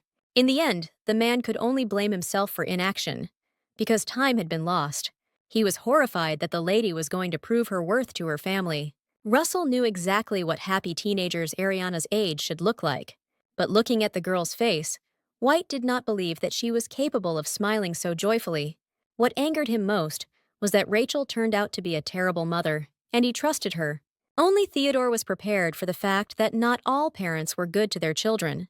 Even Russell couldn't cope with his parental responsibilities, leaving his daughter alone. That is why the heroine communicated so carefully with her relatives, afraid of seeing their anger. Although she was seated next to her father, the girl did not feel any support or care from him, but she saw the anxious glances that her grandmother cast at her, constantly watching the lady. All the time at the table, Ariana tried to behave as befits a true aristocrat. She was tormented by the expectation of something bad happening to her relatives, who had so easily accepted her into the estate. The lady was sure that the family could move on to punishing her at any moment. Although, in reality, Caroline was only thinking about what her granddaughter had to go through in general. She noticed that the girl's manners were much better than those of many ladies during their debut. Because of her sad past, the heroine was indeed well prepared for everything. The heroine waited with bated breath for the family to move on to the main conversation. But her grandparents wanted Ariana to get some good rest after the journey. This proposal was very different from what the lady expected from the family she had just arrived to visit. She was still afraid that she would be forced to prove her worth and usefulness to everyone. Suddenly, Caroline stood up and extended her hand to her granddaughter, whom she had not seen for so long. But Ariana took this gesture as Rachel asking her for those very letters. Everyone around was horrified as soon as the girl started talking about how she would be of use a little later. The lady couldn't even imagine that the people around her would actually be so sincerely kind to her. Caroline just wanted to hold her granddaughter's hand, and she had no other intentions. But Ariana's wounded heart refused to believe that someone could just love her like that. Her hand trembled madly with fear as she extended it to this pleasant-looking woman. The girl had a hard time accepting the fact that no one demanded any evidence or information from her. The grandmother, with a joyful smile on her face, brought her granddaughter into a spacious and beautiful room. But what surprised the lady most was that this room had been waiting for her since childhood, according to Caroline. Before, Ariana always felt like the White family hated her more than anything else, and in the end, everyone around showed the girl miracles of attention and pleasant care. But the fears inside the heroine were so great that she was not ready to believe in love. As soon as the grandmother left, heavy thoughts again overwhelmed the Duke's young daughter. She couldn't relax at all, as the surrounding luxury seemed unfamiliar. The lady had noticed more than once that parents took their children by the hand, but they treated her differently. All her life, Rachel spitefully drove away her daughter, who never received anything good. But there was so much love and kindness on Caroline's face that the girl felt uncomfortable. As a result, the heroine became completely confused about how she should behave with her relatives. The next morning, loud arguments took place between the Whites as the family was dissatisfied. The loudest shouter was Palos, who always had a hot and fiery character. His older brother, Langsley, took the situation with Ariana more calmly, although he was also worried. What troubled him far more was the suspicion that the lady might have ulterior motives. Only he raised the question that the Duke's daughter might actually be a spy. But Palos was most indignant against this assumption, which he did not want to believe. So it became increasingly difficult for Langsley to defend his position as a worrier. All conversations were suddenly interrupted by Russell, who was hurt by suspecting his young daughter of something. Langsley remembered better than anyone exactly what Rachel had done when she suddenly left their estate. That's why the brother still didn't trust Ariana, who could easily follow in the footsteps of her treacherous mother. But Russell didn't even want to listen to the younger one, because for him, family was always more important than prejudice. Palos immediately supported the elder, since he himself held the same opinion. It is unknown how long the brothers would have argued if a maid had not suddenly burst into their room. The girl, in a panic, brought the sad news that Ariana, for some reason, had not come to her senses. Meanwhile, the heroine had an extremely sad dream about her childhood, where no one needed her. For some reason, the lady's thoughts periodically returned to her mother, although she never paid attention to her. Only once did she dare to turn directly to Rachel, because she needed care. At that time, the heroine still hoped that she would be able to melt the cruel heart of her own mother. But Rachel's reaction at that moment was even more terrifying than Ariana could have ever imagined. She forever remembered that she was not allowed to go near her mother, no matter how much she wanted to, and the consequences of this terrible dream were now directly reflected on the face of the young heroine. Ariana tossed and turned in a daze, unable to escape the clutches of sleep. The relatives watched the girl with concern, realizing that they could not help her in any way. Russell, who indirectly brought the lady to this state, suffered the most from helplessness, but his mother blamed only Rachel for lying to the White family about Ariana's life. No one could argue that the girl's entire body looked terrible due to beatings and exhaustion. Palos was the first to attack his brother, who refused to believe the girl until the very end. But now it became obvious that the lady had not lied for a moment about her life at the Bronte estate. Russell took her condition personally, since in the past, he could have gained custody of his daughter. Langsley knew the law better than anyone, so he knew Rachel had custody rights. Everyone understood that Ariana would only get worse if her mother demanded that she be taken back. So the adults decided to hide the lady's presence on their territories. Russell's first order of business was to find evidence of Ariana's abuse, and for this, his brother needed all the information from the lady, although it was difficult to ask her for details. After some time, the heroine's sleep finally calmed down, as if she had found herself in a real paradise. Ariana watched with pleasure the endless blue sky that appeared before her eyes. So when she opened her eyes, her mind and consciousness were finally in perfect order. But she still didn't expect to see her father in front of her, who never left his daughter's bedside. For the first few seconds, the heroine felt as if she was only seeing the remnants of a dream in front of her. But soon the lady realized that Russell was indeed personally near her bed. Ariana remembered very well the honor with which one should address people of higher status. But her words only made Pelos even more angry, as he wanted to get closer to the girl. The man was the first to express outrage that the lady did not call Russell her father. But the heroine couldn't understand how she could even address the Duke of the East in such a way. Moreover, Palos wanted Ariana to call him only uncle, which is what he was to her. Such demands only further confused the girl, who had never known a real family. She still felt that she should treat everyone with as much respect and politeness as possible. However, the Duke of the East's middle brother looked like he dreamed of being called uncle. Ariana was used to always obeying her elders, so this time she didn't argue with the elder. But she didn't expect that one word of hers could bring so much joy to her active relative. In contrast, the other uncle was the embodiment of strictness and calmness all his life. He was the one who had a lot of questions for Ariana, since he was responsible for the legal part of the family. The heroine was only too happy to help the adult to prove that she could be trusted. Her heart fluttered with fear when the man's hand suddenly reached towards her face. But it turned out that Langsley only wanted to support the girl by stroking her head. Like everyone else, he would also like Ariana to have a good rest first.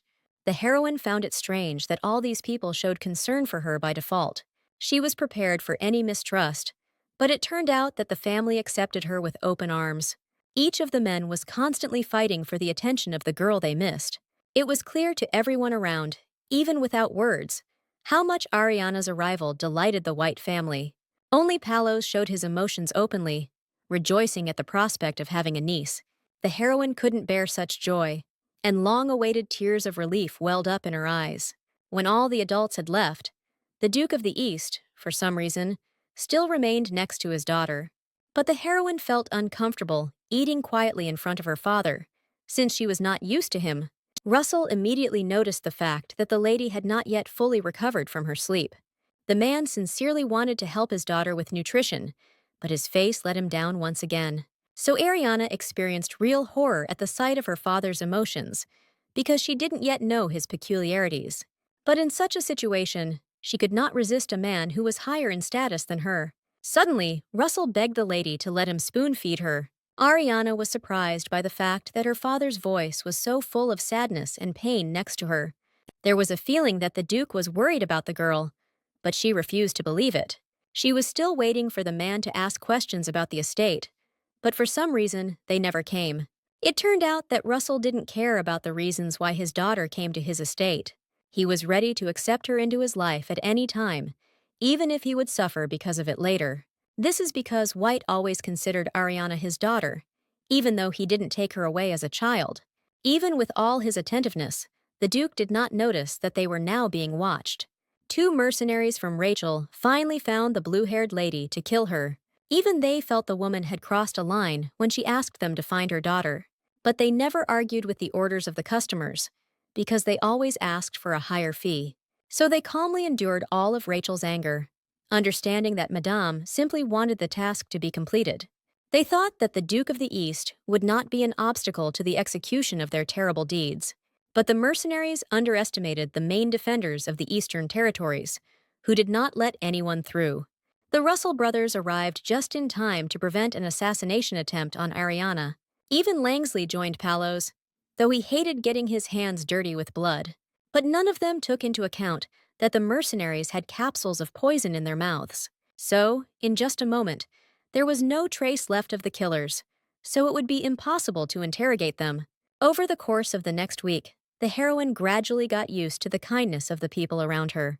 She quickly found a common language with Catherine Luell, who became her personal assistant at the estate. The maid was sure that everyone around was only happy about Ariana's sudden arrival. The lady was just not sure that the heir to the Duke of the East would take over the general disposition. After Rachel's escape, Russell took in little Zior Ovelian, to whom he wanted to give the throne. In her past life, the girl only once saw this brave warrior who won many battles. Then, he was not afraid to give his life for his father, who had placed great hopes in him. Until now, the heroine was tormented by a feeling of guilt for the fact that before her rebirth, she personally destroyed this family. The lady had a strong desire to be recognized, but even after this, her husband did not love her. But now, Ariana relied entirely on people who had no idea about her betrayal. Their kindness and care made the girl feel bitter, although she no longer made terrible plans. Thoughts about Ziora did not cause any envy in the girl, because she had no intention of taking the throne. In the past, her grandparents once visited her, but the lady did not believe their regrets. Somewhere deep down, the heroine wishes that the White family truly loved her. But Ariana had no doubt that her father could have taken her earlier if he had wanted to. She had experienced so much humiliation and pain that she had become accustomed to not trusting the people around her. Loneliness became Ariana's faithful companion, no matter how hard she tried to escape from it.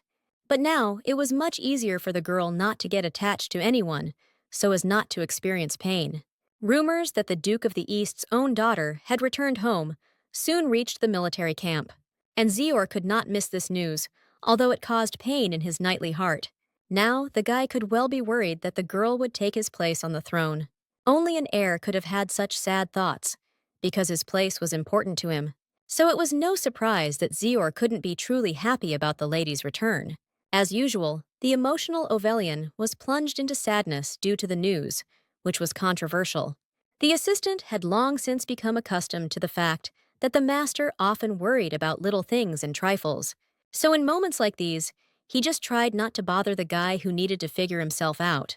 Therefore, Zior once again allowed himself to show emotion due to the fact that he could be removed. Meanwhile, the heroine continued to live peacefully in the estate, which she had reached with difficulty. The only thing she was worried about was that everyone around her wanted to introduce her to young Isabel White. This girl was a relative of Ariana, although they had only met once in their past life. At that time, the lady was so carried away by other guys that she didn't even look in her sister's direction. But now the situation was conducive for the girls to finally get to know each other. But the heroine wasn't eager to communicate with a lady who was about her age. She looked forward with horror to the meanness and deception that girl could perpetrate. Only Isabel was genuinely looking forward to meeting her sister, whom she had never seen. Her parents warned her in advance that it would be better not to bother the daughter of the Duke of the East. And soon, Ariana showed up at the general dinner, trying to act like a real aristocrat. But she was the only one who observed all the rules and decorum, since the White family valued sincerity more. It was for this reason that Isabel immediately declared that her sister's outfits were almost tasteless. Palos was horrified by how much his daughter had become disobedient to the rules of behavior. After all, it was Russell who chose all of Ariana's clothes, trying to follow the latest fashion. This time, the heroine was prepared for mistrust, so she calmly responded to all the girls' words. But Isabel was dissatisfied, even with the fact that her relative addressed her too formally. In this she was like her father, for even Palos could not tame her hot temper. The heroine tried her best to ignore the girl who was deliberately provoking her, but Isabel was not one to put up with such treatment at the table. Because of such conversations, the atmosphere at the table quickly became more tense than anyone would have liked. Ariana was soon complimented on how well she had her table manners. These words made the girl remember how much work she had to go through for this. She suffered many times in prison because of the cruelty of the teacher who instilled manners in her. And the result was that Isabel envied her sister, whose manners were much better than hers. The girl never hid her emotions, so she quickly began to show dissatisfaction. She immediately stated that a lady does not have to eat some of the products if she does not like them. None of the adults understood why Paolo's eldest daughter was behaving so strangely. And only the heroine realized that all this time she had really been forcing herself to eat unpleasant food. The relatives promised that they would definitely explain to the girl how she should behave in society. Ariana didn't even think of being offended by her sister, although her direct words could have hurt anyone. Isabel screamed until the very end that a lady should not do something she did not like at all. So one of the counts, with great difficulty, dragged her along with him to have a good talk about her behavior. But Isabel still broke free to remind Ariana that she could live freely.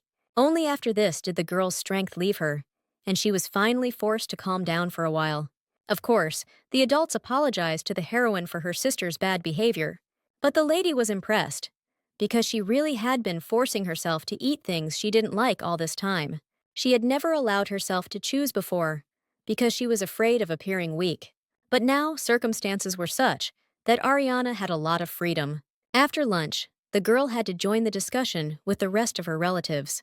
She remained wary, but the adults only asked about her wishes for the future. The heroine honestly admitted that she would like to stay in the estate until she comes of age. She had no idea that everyone around her had long considered her part of their large and strong family. So it was strange for the men to hear that the lady had no hope of staying in the estate, while the girl was prepared for the fact that even these relatives would demand a lot from her. She sincerely promised that she would never betray her family as long as they supported her in the estate. At this time, Russell was thinking about the many letters he had read about the abuse of his daughter, so it didn't surprise him that Ariana acted so cautiously around her good relatives. The girl seemed to be asking the Duke why he had treated her this way and abandoned her to her fate. Russell constantly blamed himself for not saving the little girl he loved so much. What he feared most in the world was that Ariana hated him for all his past actions. In fact, the lady did not feel anything good towards her father after everything she had been through. If it weren't for Russell's actions, all the pain in Ariana's past life could have been avoided. However, the girl would never have admitted to her father how much hatred she felt. But the Duke of the East easily recognized the false smile of his daughter, who still did not trust him.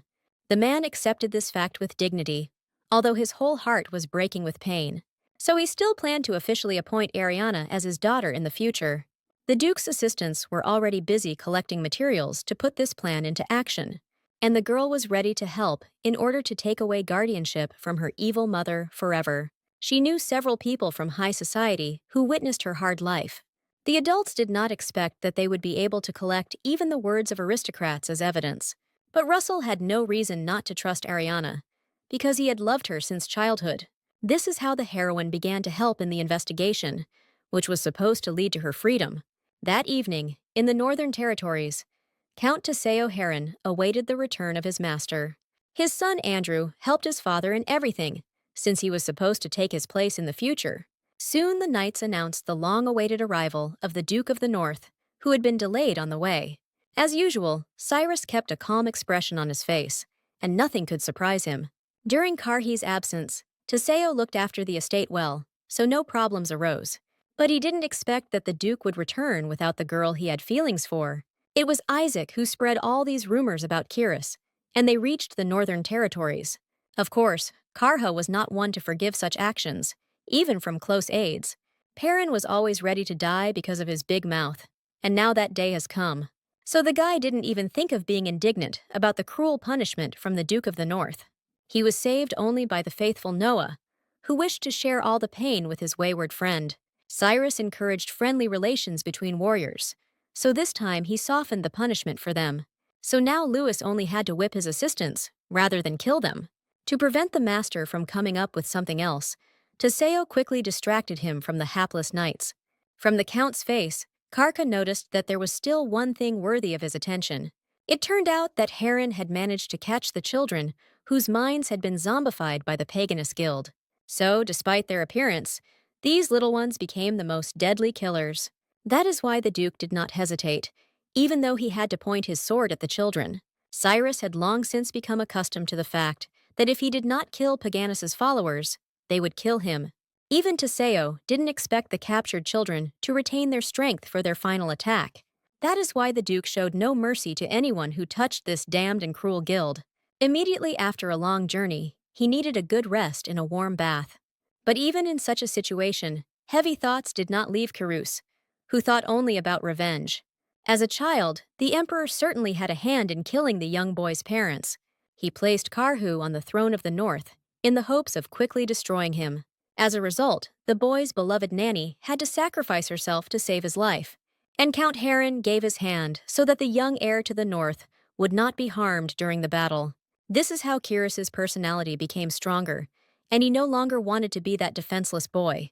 Until now, he had been planning to raise an army to take revenge on everyone for the death of his parents. Along the way, he also looked for proof that his family was not actually guilty, and Rachel's letters told part of this story, although the information was still scant. However, the Duke did not regret at all that he had spent so much time observing Ariana. In the end, he was able to get at least something to punish all his offenders in the future. Of course, thoughts about the girl who had so interested him also did not leave Kiris's head. He hoped that she would be treated well in the East, since Russell had written a lot about his daughter. Ariana's fate was so important to Karhe because she reminded him so much of himself as a child. But unlike him, the blue-haired lady never learned to trust those close to her. Meanwhile, at Kiris's estate, Isaac was taking his punishment for his chatter with dignity. Lewis was merciless even to her friends, because honor for her was much higher than knightly friendship. So Isaac got what he deserved for spreading rumors about the Duke of the North's marriage. His friend Noah still didn't believe that Cyrus would open his heart to some unsociable girl from the east. The boy didn't believe that their master was ever capable of smiling happily. This is because even in their safe lands, Karka was always on edge. But the knights did not know that the Duke of the North was now seeing a beautiful dream about young Ariana. And so on his face there was a sweet smile that no one had ever seen before. The few weeks that the heroine lived on her father's estate passed surprisingly calmly for her, but the girl still never forgot for a minute that her mother could still try to kill her. However, in such a relaxed atmosphere of the East, the lady gradually became less afraid of everything around her. Only today, for the first time in a long time, someone's loud voice disturbed the peace of the Duke's daughter. It turned out that Isabel had finally been allowed to come, and she immediately ran to meet her sister. Just like last time, Paolo's daughter was horrified by her young relative's pink dresses, while the heroine saw no problem in wearing dresses from her father. But she couldn't argue with such an active and self-confident girl who was her relative. Isabel was even more angry at her sister because she still spoke to her formally. The lady remembered that her close connections in the court would help her, so she did not upset the girl. This is how Paolo's daughter mistakenly decided that her influence and beauty helped her in this matter.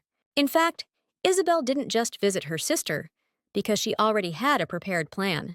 Soon, a large-scale festival for merchants and commoners will take place throughout the East, and the girl wanted Ariana to enjoy the event with joy, which she would see for the first time. And for this, the lady was going to pick out beautiful outfits for her that would no longer be pink. But the young ladies did not know that the Duke of the West was still looking for the escaped Ariana. Rodion had long wanted to kill the blue-haired girl who had caused him problems all his life. This is how the peaceful journey of two relatives suddenly began to threaten them with real danger. Meanwhile, Isabel was horrified by the way Rachel treated her daughter. The heroine had long been accustomed to beatings, so she did not find them anything strange or unusual. Only people who lived in love and care understood how terrible a life Ariana had. So Isabel tried her best to console her sister in the hope that she would still trust Russell. All her life, the elder lady had seen how much White wanted his youngest daughter back. But the heroine didn't believe these words, so she continued to forcefully smile at everyone around her. Unlike the Duke, Isabel reacted much more furiously to her sister's false smiles. She did not want to see that the lady continued to hide her emotions in the Free East. Ariana never thought that she would be able to openly talk about her resentment and anger. The heroine was only saved from further conversation by the fact that they arrived at a clothing store. This time, Ariana's smile was genuine, as she liked her active sister more and more. This is how Isabel easily got honesty from a girl who usually hid her emotions. But the ladies couldn't even imagine that they were already being insidiously and dangerously followed by mercenaries. Instead, they happily came to the store where Isabel had long been a regular customer. That's why she trusted the famous designer, with whom she had worked well in many ways. The store assistants immediately swarmed around Ariana to take suitable measurements. Only the heroine was unusual in such a bustle, because she had not yet chosen a dress for herself. But Isabel felt like a fish in water in this place, so she freely commanded everyone. During their conversations, the heroine managed to warm up to the girl who tried so hard for her. But their happiness was not destined to last long, because soon a loud noise was heard outside the store doors. One of the knights ran bravely towards him to check what was going on in the street, and this moment became his last, as the mercenaries mercilessly killed all the ladies' defenders. Ariana always knew that she could be attacked again, but she was still scared because of the number of people. It immediately became clear to her that these guys had come only to take her with them. Previously, she had thought that her mother would not be so active in the middle of the day, but she couldn't even imagine that the Duke of the West would get involved and still hire people to capture her. Only this terrible man could act so openly, which the heroine did not have time to foresee. In this situation, she was most afraid for Isabel, who was not needed alive by the mercenaries. But the sister showed miracles of courage, because she jumped in front of Ariana to protect her. The lady had heard that in the East, even women were brave, but only now did she see it. But the mercenaries weren't scared by the furious gaze, as they had already killed all the guards. Isabel's angry speeches did not frighten them at all, but they did draw their attention to this girl. So now the guys set themselves the task of killing the lady who was interfering with their plans. In this case, the heroine still had a plan, although it did not include her own salvation. Ariana was sure that the mercenaries needed her alive, so she threatened to die. This really did make the boys freeze in their tracks, because the price for the life of the Duke's daughter was double. Only Isabel could not accept the fact that she was in great danger. Although the lady tried not to get attached to this girl, she could not let her die. So Miss hugged her sister tightly while she whispered her cunning plan in her ear. She had no doubt that the mercenaries would not leave Isabel alive anyway. That's why the lady pushed her sister hard so that she ran away from the store as fast as she could. The killers did not expect such young ladies to use a deceptive maneuver right before their eyes. Some of the mercenaries chased after Isabel, but she knew all the corridors of the store much better than they did. Therefore, only one Ariana was caught, who sacrificed herself to save her sister. She easily convinced the mercenaries not to waste time on Isabel, since the testimony of one lady would not be important. The girl was lucky, and the bandits had to quickly flee to avoid running into the guards. Now the heroine's salvation was only in her hands, and she was not going to allow herself to be kidnapped so easily. Thanks to help from Ariana, Paolo's daughter safely escaped the hands of the cruel mercenaries. The girl was burning with shame because she couldn't help her sister, but she protected her. Such an escape was unusual for people from the East, but in that situation, Miss could do nothing more. That's how Ariana ended up captured, even before she had time to prove her usefulness to the White family. That's why the girl didn't even hope that someone from the East would come to her rescue. It was for situations like these that she had learned her skills from the Grand Duke of the North, back in the cave. The guy knew many ways to escape, and therefore explained everything well to Ariana in theory.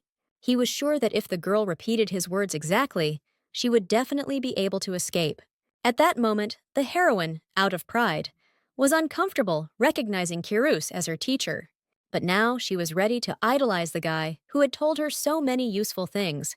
Ariana remembered Karhi's words well, so she began by freeing her hands from the rope.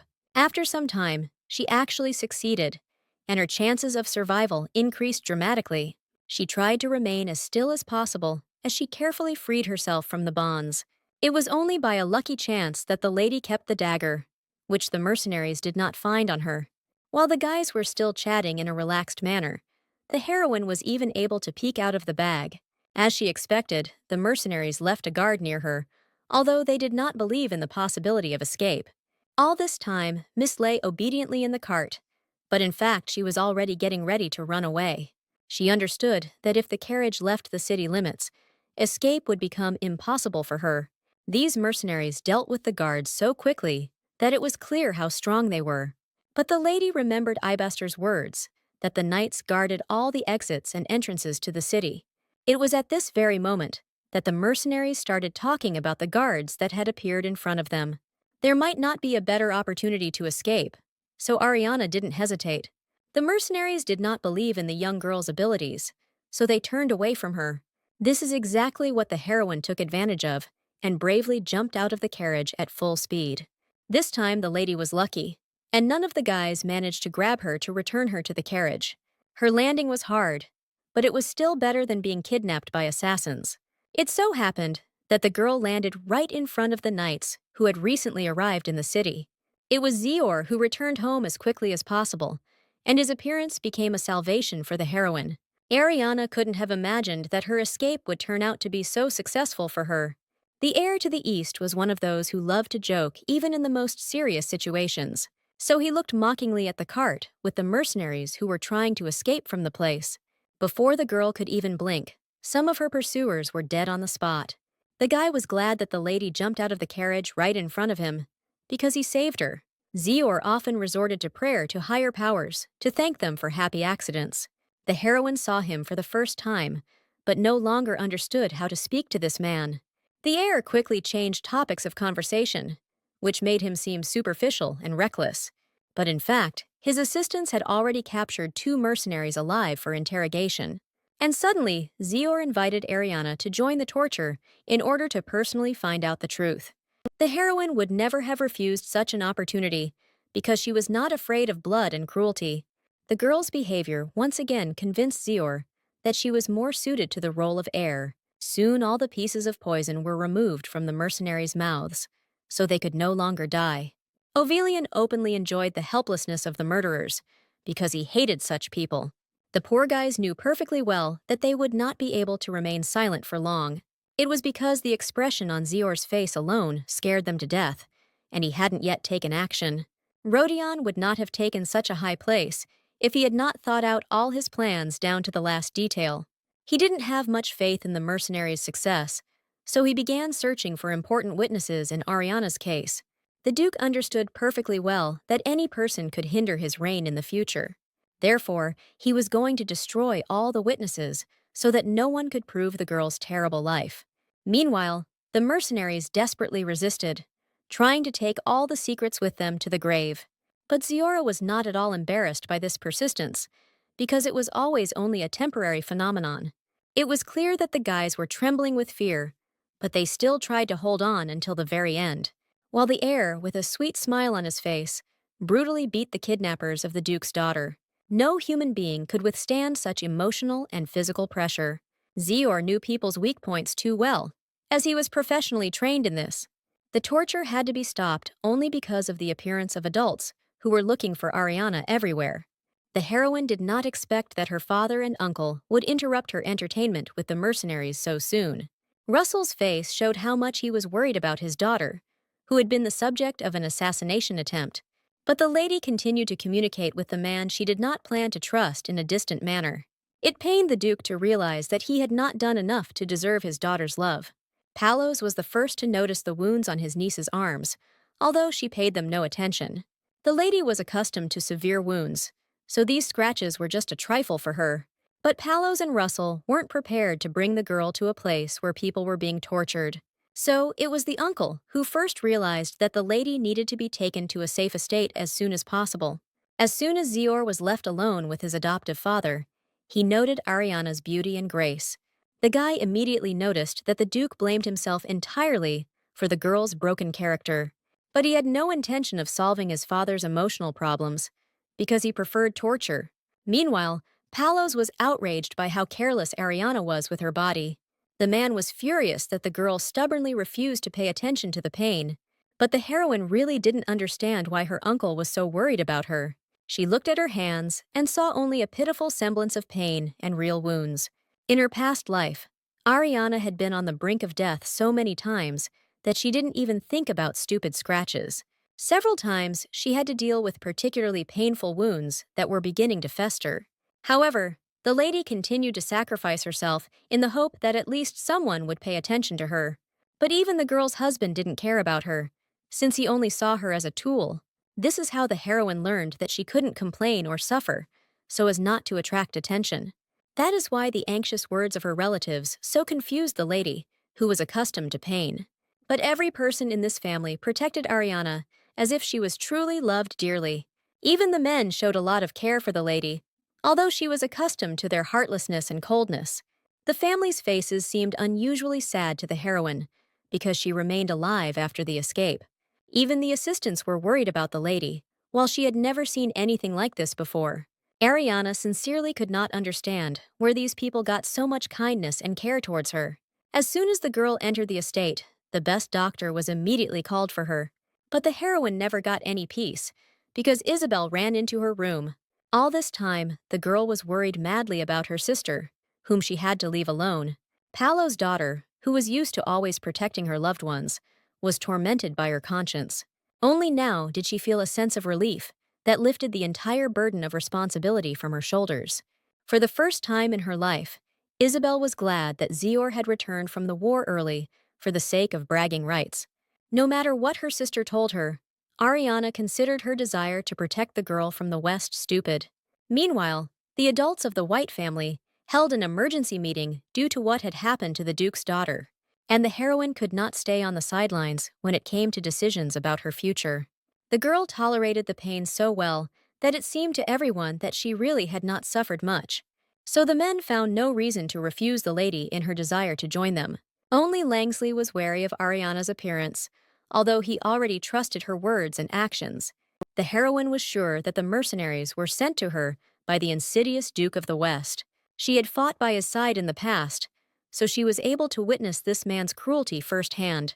Only the lady was able to predict where the calculating Rodion's next blow would fall, but Miss thought too late that the witnesses in her case could be killed. At that very moment, one of the assistants burst into the office, bringing important news. The heroine's heart skipped a beat when she heard that her witness had indeed gone missing. For Ariana, this meant that the difficult and insidious game with the Duke of the West had already begun. One of the lady's important aristocrats was definitely dead, and no one would be able to find him now. During his reign, Rodion gathered around himself skilled assistants who quickly resolved matters. So all he could do was watch the decisions of the Duke of the East with a sly smile. Surprisingly, the heroine took this news calmly, which came at such an inopportune time for her. She could only hope that the mercenaries would soon talk under torture. The girl understood that fighting the Duke of the West would be extremely difficult in their situation.